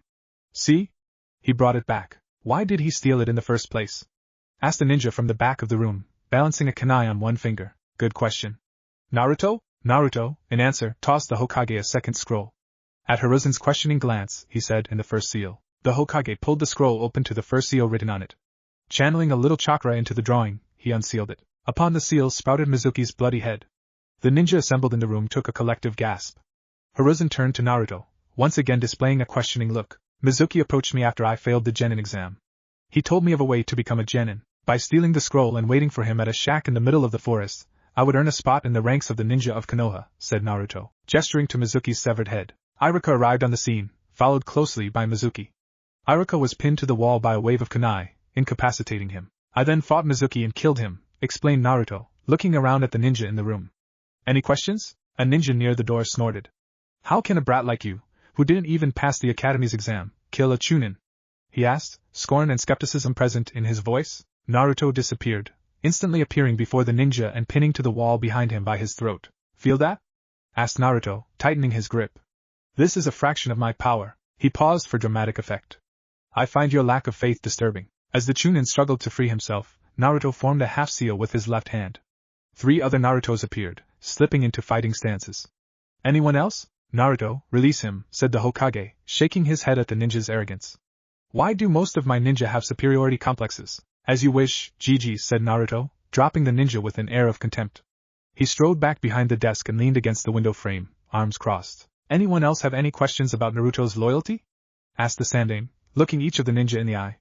None of them raised a hand or spoke up. Dismissed. The ninja left, using both the door and the window to exit. Once they had gone, the Sandaime turned to Naruto. So how did you kill Mizuki? Well, first I let Kyuubi beat the hell out of him, then I let him run, then I killed him with my lightsaber, replied Naruto, still leaning casually against the windowsill. Lightsaber? Asked Hiruzen, once again confused. Naruto put one hand up his sleeve and pulled his lightsaber from its seal. This, he said, holding the silver-gray handle in his hand, is a lightsaber. It doesn't look like much. Neither do you. Shut up, thought Naruto as he thumbed the activation switch. With a snap hiss the glowing black blade sprang from the handle, surprising the hell out of the Sandaime. Now what do you say? Asked Naruto, performing a quick figure 8, making the saber hum. This is one of my handmade saber. I also have a number of others that have been made by those who had the same powers as I. May I see it? Asked the Hokage, holding out his hand. Naruto deactivated the blade and tossed him the handle. It's deceptively simple. A bladeless handle that seems harmless. Hiruzen examined the handle, noting that he felt no heat where the blade had been. The blade will cut through almost anything, except for a certain type of metal and another saber blade. The Hokage nodded, still examining the weapon. May I activate it? Naruto nodded, watching as the Hokage thumbed the switch, activating the saber's blade. The only thing that has weight is the handle? There is no counterbalance. Naruto nodded again, holding out his hand. The blade floated out of Hiruzen's grip, then slapped into Naruto's. True. I have trained with these for about a year, so I know how to use them. It would take someone a lot longer if they've trained with a normal sword, even with Kage Bunshin, said Naruto, smiling as he twirled the saber around, making it hum deceptively lethal around his body. Very nice, Naruto. Now since the neutralization of a traitor to the village and the recovery of a precious scroll would be considered an A-class mission, you will be awarded the correct amount. Naruto smiled, accepting the voucher for his payment. He turned away to exit through the window but looked over his shoulder back at the Hokage. Iruka, Sasuke and Hinata know about Kyuubi. With that statement lingering in the air, Naruto turned back to leap out the window. Naruto, aren't you forgetting something? Asked the Hokage, returning to his desk. At Naruto's questioning look over his shoulder, he tossed him a Hittite. The graduating class will be at the academy tomorrow at 11 a.m. Don't forget. Naruto nodded once before leaping out the window, re-entering the darkness from which he came. The academy, 1045 hours. Naruto opened one eye, watching Iruka enter. He had arrived early and had been meditating when Iruka arrived. Iruka went to the desk and began pulling out papers. He looked up for a second, looking around the classroom, probably recalling good times in class. He jumped as he saw Naruto sitting in his seat at the back of the class. Naruto! Don't do that!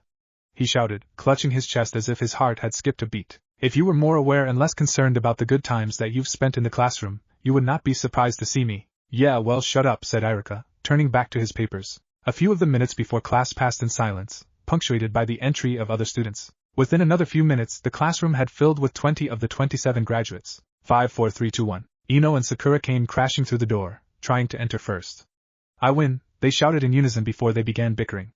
Nothing unusual there. Sasuke entered the class, striding past the two girls. They both stopped immediately, chorusing, "Good morning, Sasuke-kun." He ignored them, walked to the back of the room and sat next to Naruto. Naruto glared at Sasuke out of the corner of his eye.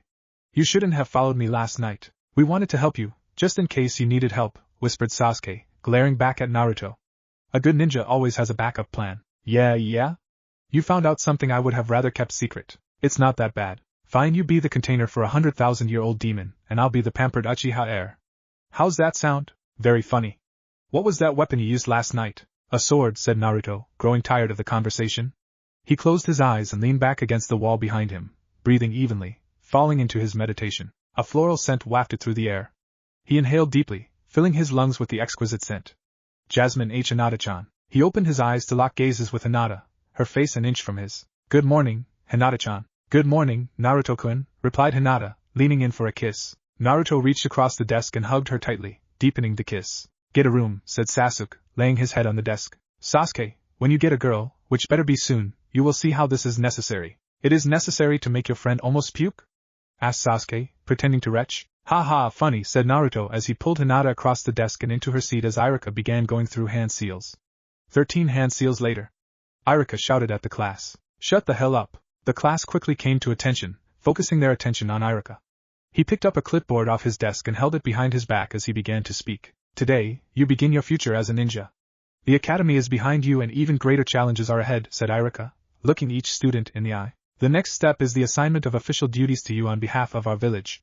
We will begin by dividing you into 3-man cells, which will be mentored by a jonin. Your jonin sensei will guide and coach you as you become familiar with your various assignments. Irika held up his clipboard. I made the selection so that each cell's abilities would be approximately even. Cell 7 will be Sasuke Uchiha Haruno Sakura and Uzumaki Naruto. What? Shouted Sakura, standing up. Why are we getting the class dunce? He didn't even pass the Genin exam. If you look closely, Haruno-san, you will see that Naruto has a Hittite. The class turned as one to look at Naruto, who pulled down his collar to display the engraved medal on the side of his neck. Naruto aided in the capture and neutralization of a traitor last night. The Hokage awarded him a spot in the ninja ranks despite his failure in the exam. No way. Sasuke is the only one of us that could have done that. Naruto is too weak, shouted Sakura, clearly in denial. Are you insinuating that the Hokage's trust in me is falsely placed?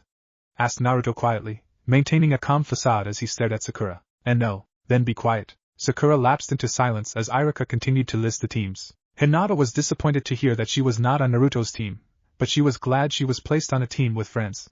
Kiba and Shino looked back and smiled. Well, Kiba did. Ino, Shikamaru and Choji were placed on the same team.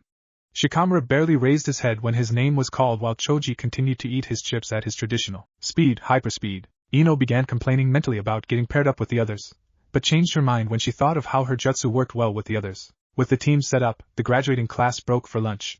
Naruto, Hinata and Sasuke gathered on the roof, away from prying eyes and ears. Since you know of Kyuubi, you might as well know some of my other well-kept secrets. My weapons, for instance. They consist of the traditional weapons, including kunai, shuriken, katanas and other swords as well as saban and several handmade weapons, said Naruto, pulling out a lightsaber handle and placing it on the ground between them. This is the weapon that you used last night, isn't it? Asked Hinata as she looked over the small piece of metal. Yes, said Naruto. The handle emits a blade that is capable of cutting through almost anything. It's also a difficult weapon to master as the blade has no weight, offering no counterbalance like a regular sword. Naruto quickly scanned the area with the force. Sensing no A and B units teachers, or other possible unwelcome interruptions, he created a clone and Kyuubi did his body snatching routine. It feels good to stretch. Kyuubi is going to tell you about the masters of long ago, the ones who had my powers, my fighting styles and my weapons. Kyuubi smiled as he began his tale. 300 years ago, Kyuubi walked through the forests of Hainokuni, decked out in a mottled green cloak, a red no-sleeved shirt with the kanji for 9 on the left breast and a pair of black pants with a red stripe along the seam. He was enjoying the breeze and the scenery. The birds were singing, the tree branches brushing against each other, and the bees were humming. Wait, I don't smell bees. Kyuubi turned off the path and headed deeper into the forest, searching for the source of the strange humming. The humming was accompanied by clashing sounds, increasing Kyuubi's curiosity. He reached out his hand and moved a leafy branch out of his path. His eyes widened at the sight of 2 people battling each other. Both were throwing pieces of the scenery at each other, using the terrain to their advantage. What Kyuubi noticed right away was they were not using their hands to toss the logs and rocks. What the hell? He took a closer look at their weapons, which seemed to be the source of the humming sound. Blades seemingly made of light tangled and buzzed as they attacked with ferocity, as if they were going for each other's throats. This keeps getting weirder and weirder, thought Kyuubi, watching through the bushes. A log came crashing through the bushes beside him, nearly making him jump 50 feet in the air. He took a deep breath as one of the combatants unleashed a lightning storm upon the other, making her dodge. One-handed cart-wheeling to the side as she thrust the other hand at his chest, making him crash into a tree. He pulled himself out of the tree before throwing his humming blade at the woman, spinning through the air in an arc. Not bad, he said, watching her dodge his throw by leaning back into a bridge. Too bad you've lost. Really? Asked the woman, resuming her recently interrupted upright position. I think you are seriously mistaken. Behind you. Kyuubi looked behind her head and noticed a floating metal cylinder, like the handles of the glowing weapons. He looked back to the man as he grinned, smirking in victory. The woman smiled, pointing behind him. He looked over to see 3 other metal cylinders, hovering inches from his face. I win, she said, slicing behind her with her glowing blue blade, cutting the cylinder behind her in half with a half-hearted swing. Fine, said the man, tossing his saber on the ground, a playful grin across his face. He shot out a hand and pulled it back, acting as if he had pulled an invisible rope, his eyes closed and brow furrowed in concentration. Kyuubi had begun to wonder what the gesture meant when the woman flew towards the man, as if a rope had been tied to her belt and had been pulled with great force. The man caught the woman and pulled her into a passionate kiss, hugging her tight against his body. She returned the kiss with the same fervor. Kyuubi shifted his feet, turning around to leave. He took a step forward only to hear a crack. He looked down to see the splintered remains of a twig. Ah shit! Kyuubi had barely finished the thought as a pair of tree trunks crashed through the foliage aimed at him. Kyuubi's eyes widened as he went on the evasive, jumping straight up into the boughs of the tree above. Both of the mysterious combatants burst through the bushes, looking for the source of the noise, who was currently hanging upside down above their heads. Both the woman knelt and lifted one of the logs, looking for a corpse. Not finding a corpse, the woman shook her head at the man. He closed his eyes and furrowed his brow in concentration. Kyuubi felt a touch in his mind, as if he had submersed his head in ice-cold water. At the same time, the man looked straight up, meeting Kyuubi's yellow-eyed stare. Hi! The man threw his sword at Kyuubi, its blade humming through the air. Kyuubi stepped left, still upside down, away from the tree. The blade flashed past. Kyuubi suddenly felt a feeling of weightlessness. He also noticed that the pair below him was growing closer at an alarming rate. He looked down and saw a burnt edge, formerly attached to the tree. Shit again. Kyuubi crouched on the rapidly descending branch and launched himself into the clearing. He heard the 2 Nin follow him, landing behind him in attack stances. Kyuubi turned to face his opponents as he pulled off his traveling cloak and tossed it aside, drawing a pair of short swords from sheaths strapped to his sides. Holding both blades in a reverse grip, he dropped into his attack stance. The man pointed his blade at the ground, holding it one-handed in a loose grip, tracing a figure 8 in the grass. His red blade added a sinister glow to his dark leather clothes. The blade hummed as he walked forward, bringing it back over one shoulder to perform a slash. The woman held a blue blade in a reverse grip, crouched low to the ground, almost emulating his stance. Her blade threw blue light against her clothes, changing the near white to cerulean. She drifted left, moving slowly as not to attract attention. Kyuubi raised his blades into an X block, anticipating the overhand slice. The man smiled as he swung. My saber will cut through those puny blades. He's dead. He just doesn't know it yet. Much to his surprise, Kyuubi parried the blow with his knives. He pushed the saber to the right with one sword and struck out with the pommel of the blade in his right. The man, caught by surprise, didn't react fast enough and received a hilt to the solar plexus. His breath whooshed out as Kyuubi spun around behind him and placed a dagger at his throat. Sorry about this, said Kyuubi, preparing to slice open the man's jugular. The woman appeared out of nowhere, using her saber to slice Kyuubi's arm off with a perfect Cho-sun. It fell to the ground, the severed end burned by the saber, smoke rising from it. Kyuubi leaped back, putting 20 feet between him and his opponents. He looked down at the remainder of his right arm. Ouch! The pair's eyes bugged out. His arm has been severed and all he says is ouch? Kyuubi laughed, shrugging his shoulders to loosen his muscles. Shall we begin again? He said, smirking at the pair.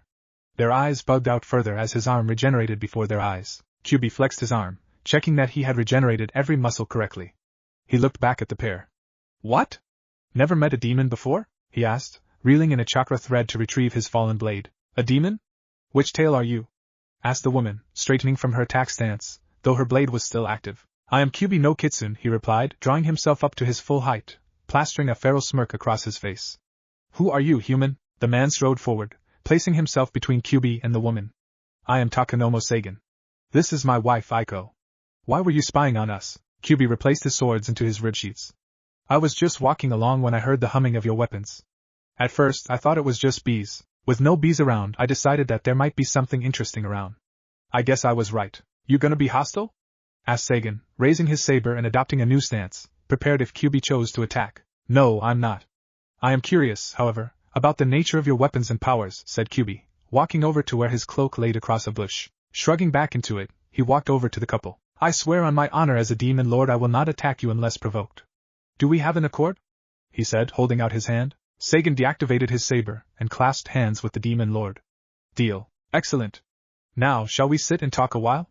I have traveled far and am somewhat weary of non-stop travel. Present. So you trained with them, learning how to use the force and then left?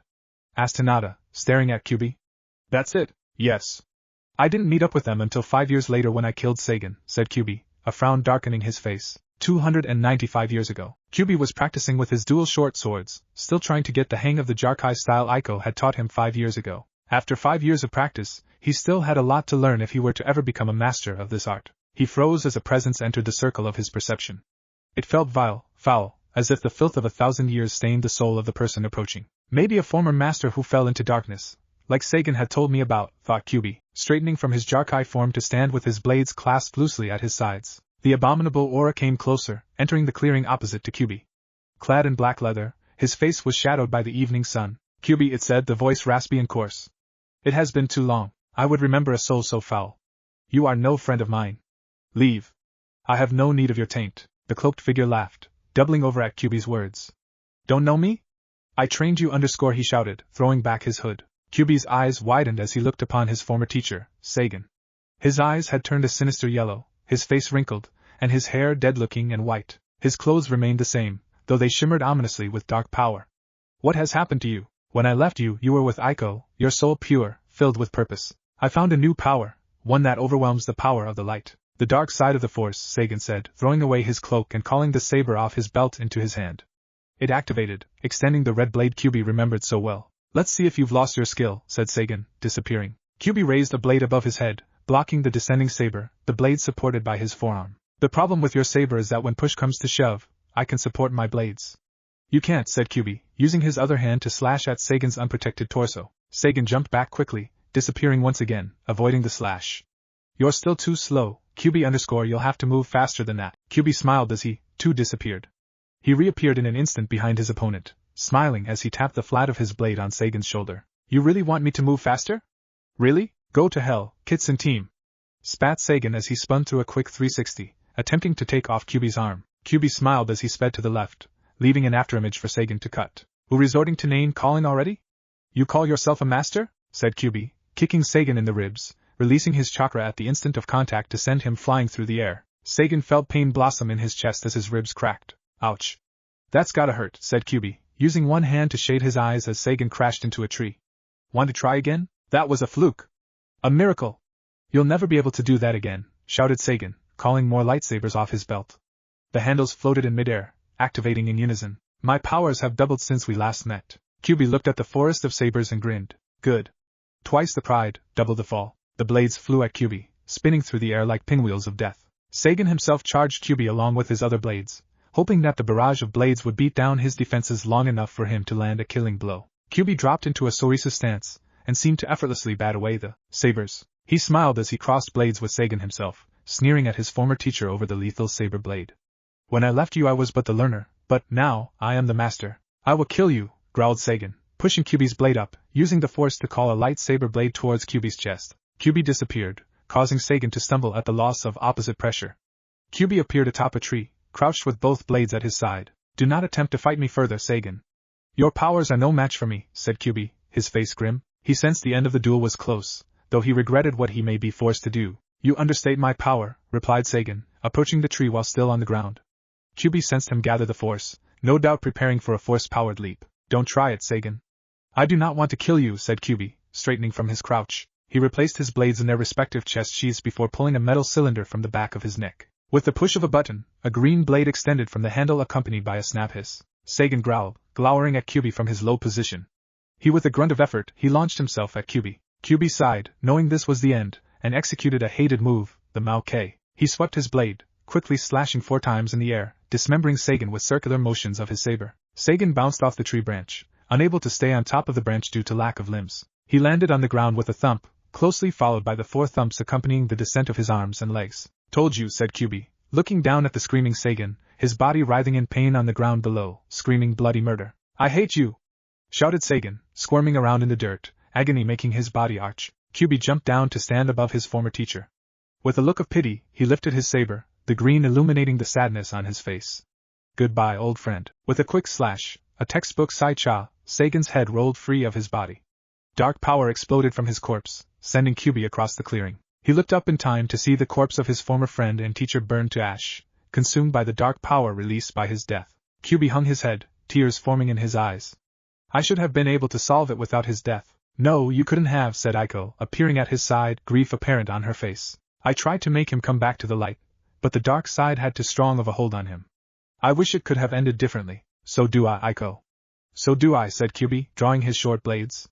Using the force, he dug a quick grave and put Sagan ashes in it. After covering the tomb, Kyuubi stuck both blades into the earth. Kyuubi and Aiko walked away, leaving the blades as a marker for their comrade's grave. Words were carved onto the blades, done by Kyuubi before he turned away. In memory of Sagan, a loving husband, a good friend, and a Shusho no Chikara. Present, those blades are still in the forest, marking his place for all of time, said Kyuubi, looking at each in turn. Remember this warning, the dark side is seductive, seemingly more powerful and very corrupted. I have only heard of someone turning back from the dark side once, he said, looking sideways at Naruto, yellow eyes watching his reaction. I'll keep that in mind, growled Naruto, twisting to stretch his back as he glared back at Kyuubi. After his back had popped a few times, he looked at Hinata and Sasuke, who shared looks of confusion.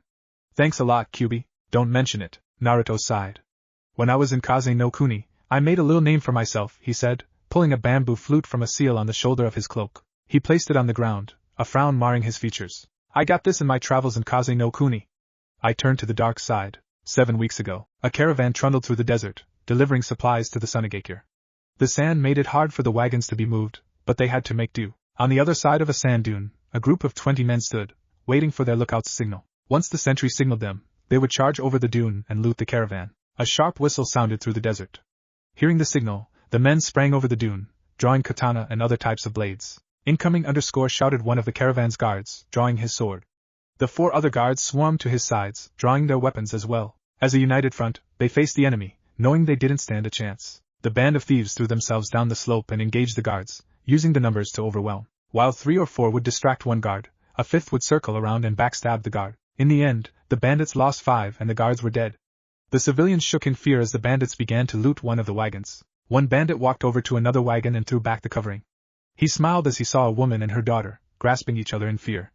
What do we have here? He asked of himself, a disgusting leer on his face. Distracted by the repulsive fantasies bouncing about in his head, he didn't notice a sandy-colored figure rise up beside him, a leather mask covering his eyes. Through a slit, blue eyes could be seen, anger and revulsion in his gaze. Without mercy, Naruto cleared his blade and stabbed the man through the heart, his blade emerging from the other side of the man coated red with the life-giving liquid. The woman and her daughter screamed, trying to scoot further back into the shadows of the cart. The noise alarmed the other bandits and made them approach. Naruto pushed the man off his blade and turned to face the other bandits. Bowing his head, he raised his hand and flicked his fingers. The sand beneath their feet sprang into the air, blinding them as they charged Naruto. Their visibility was reduced to a few feet in any direction. Where the fuck is he? Shouted one of the bandits, peering in vain to try and discern friend from foe. He heard a whirling sound before his head dropped off his shoulders, eyes dead to the world. The mother and daughter flinched as each new scream of agony split the air, unable to see anything because of the abrupt sandstorm. After 3 minutes the sandstorm began to die out, slowing as quickly as it had come. The daughter and her mother pushed aside the flap of the wagon and looked out. Naruto shook sand from his hair, pulling off the mask he wore to allow him to see in the force-created sandstorm. I really should put some seals into my cloak that will repulse sand. The other civilians peered out of their wagons, seeing the carnage wrought by a single man. The bandits lay in heaps on the ground, their blood staining the golden sand crimson. Heads, hands and legs lay distances from their owners, leaking blood onto the ground. One of the cities puked, others looked on in horror as the Deathbringer turned back to them. Relax. I am not here to harm you. Who are you?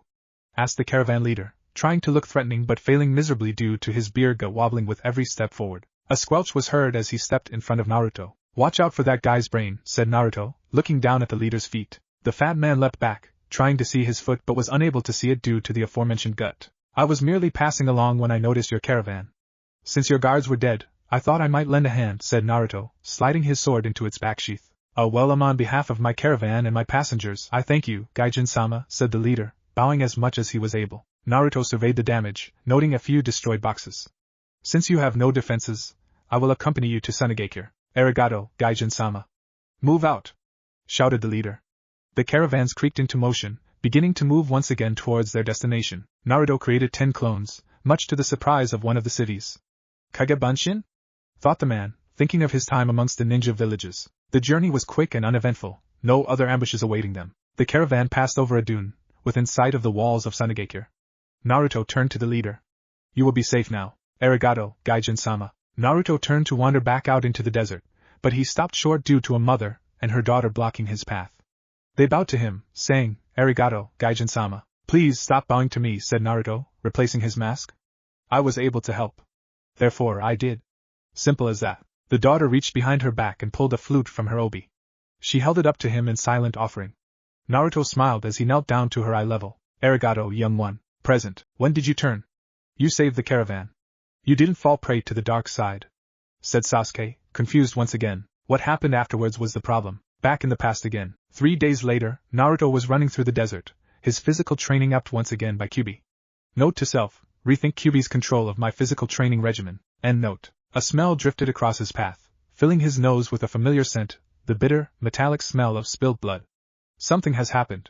I should check it out. Gathering the force and leaping over a number of dunes, Naruto landed in the sand, stained blood-red by the blood of the innocents' bodies laid out before him. I know this man, thought Naruto as he crouched next to one of the corpses. He was one of the caravan merchants. A feeling of dread filled him as he began to recognize more and more of the deceased. His pace quickened as he found more familiar faces, their voices forever silenced. He stopped before a pile of corpses covered by a tarp, their accumulated blood bleeding through the cloth. Please don't let it be them, thought Naruto as he pulled back the tarp. The bodies of the women who accompanied the caravan lay beneath the tarp, their throats slashed, some so deep they were nearly decapitated. Their clothing was torn and ragged, slashed as if someone had taken a blade to them. Through a torn kimono, bruises could be seen, slashes from blades on arms and legs, and hand-shaped bruises on faces. Naruto inhaled again. There. Another scent blotted out by the blood semen. Naruto's mind clicked, the pieces falling into place. If I am not mistaken, these women have been raped. What animal would do this? Naruto felt a new power, something darker, sinister almost, rise up from within him. What is this?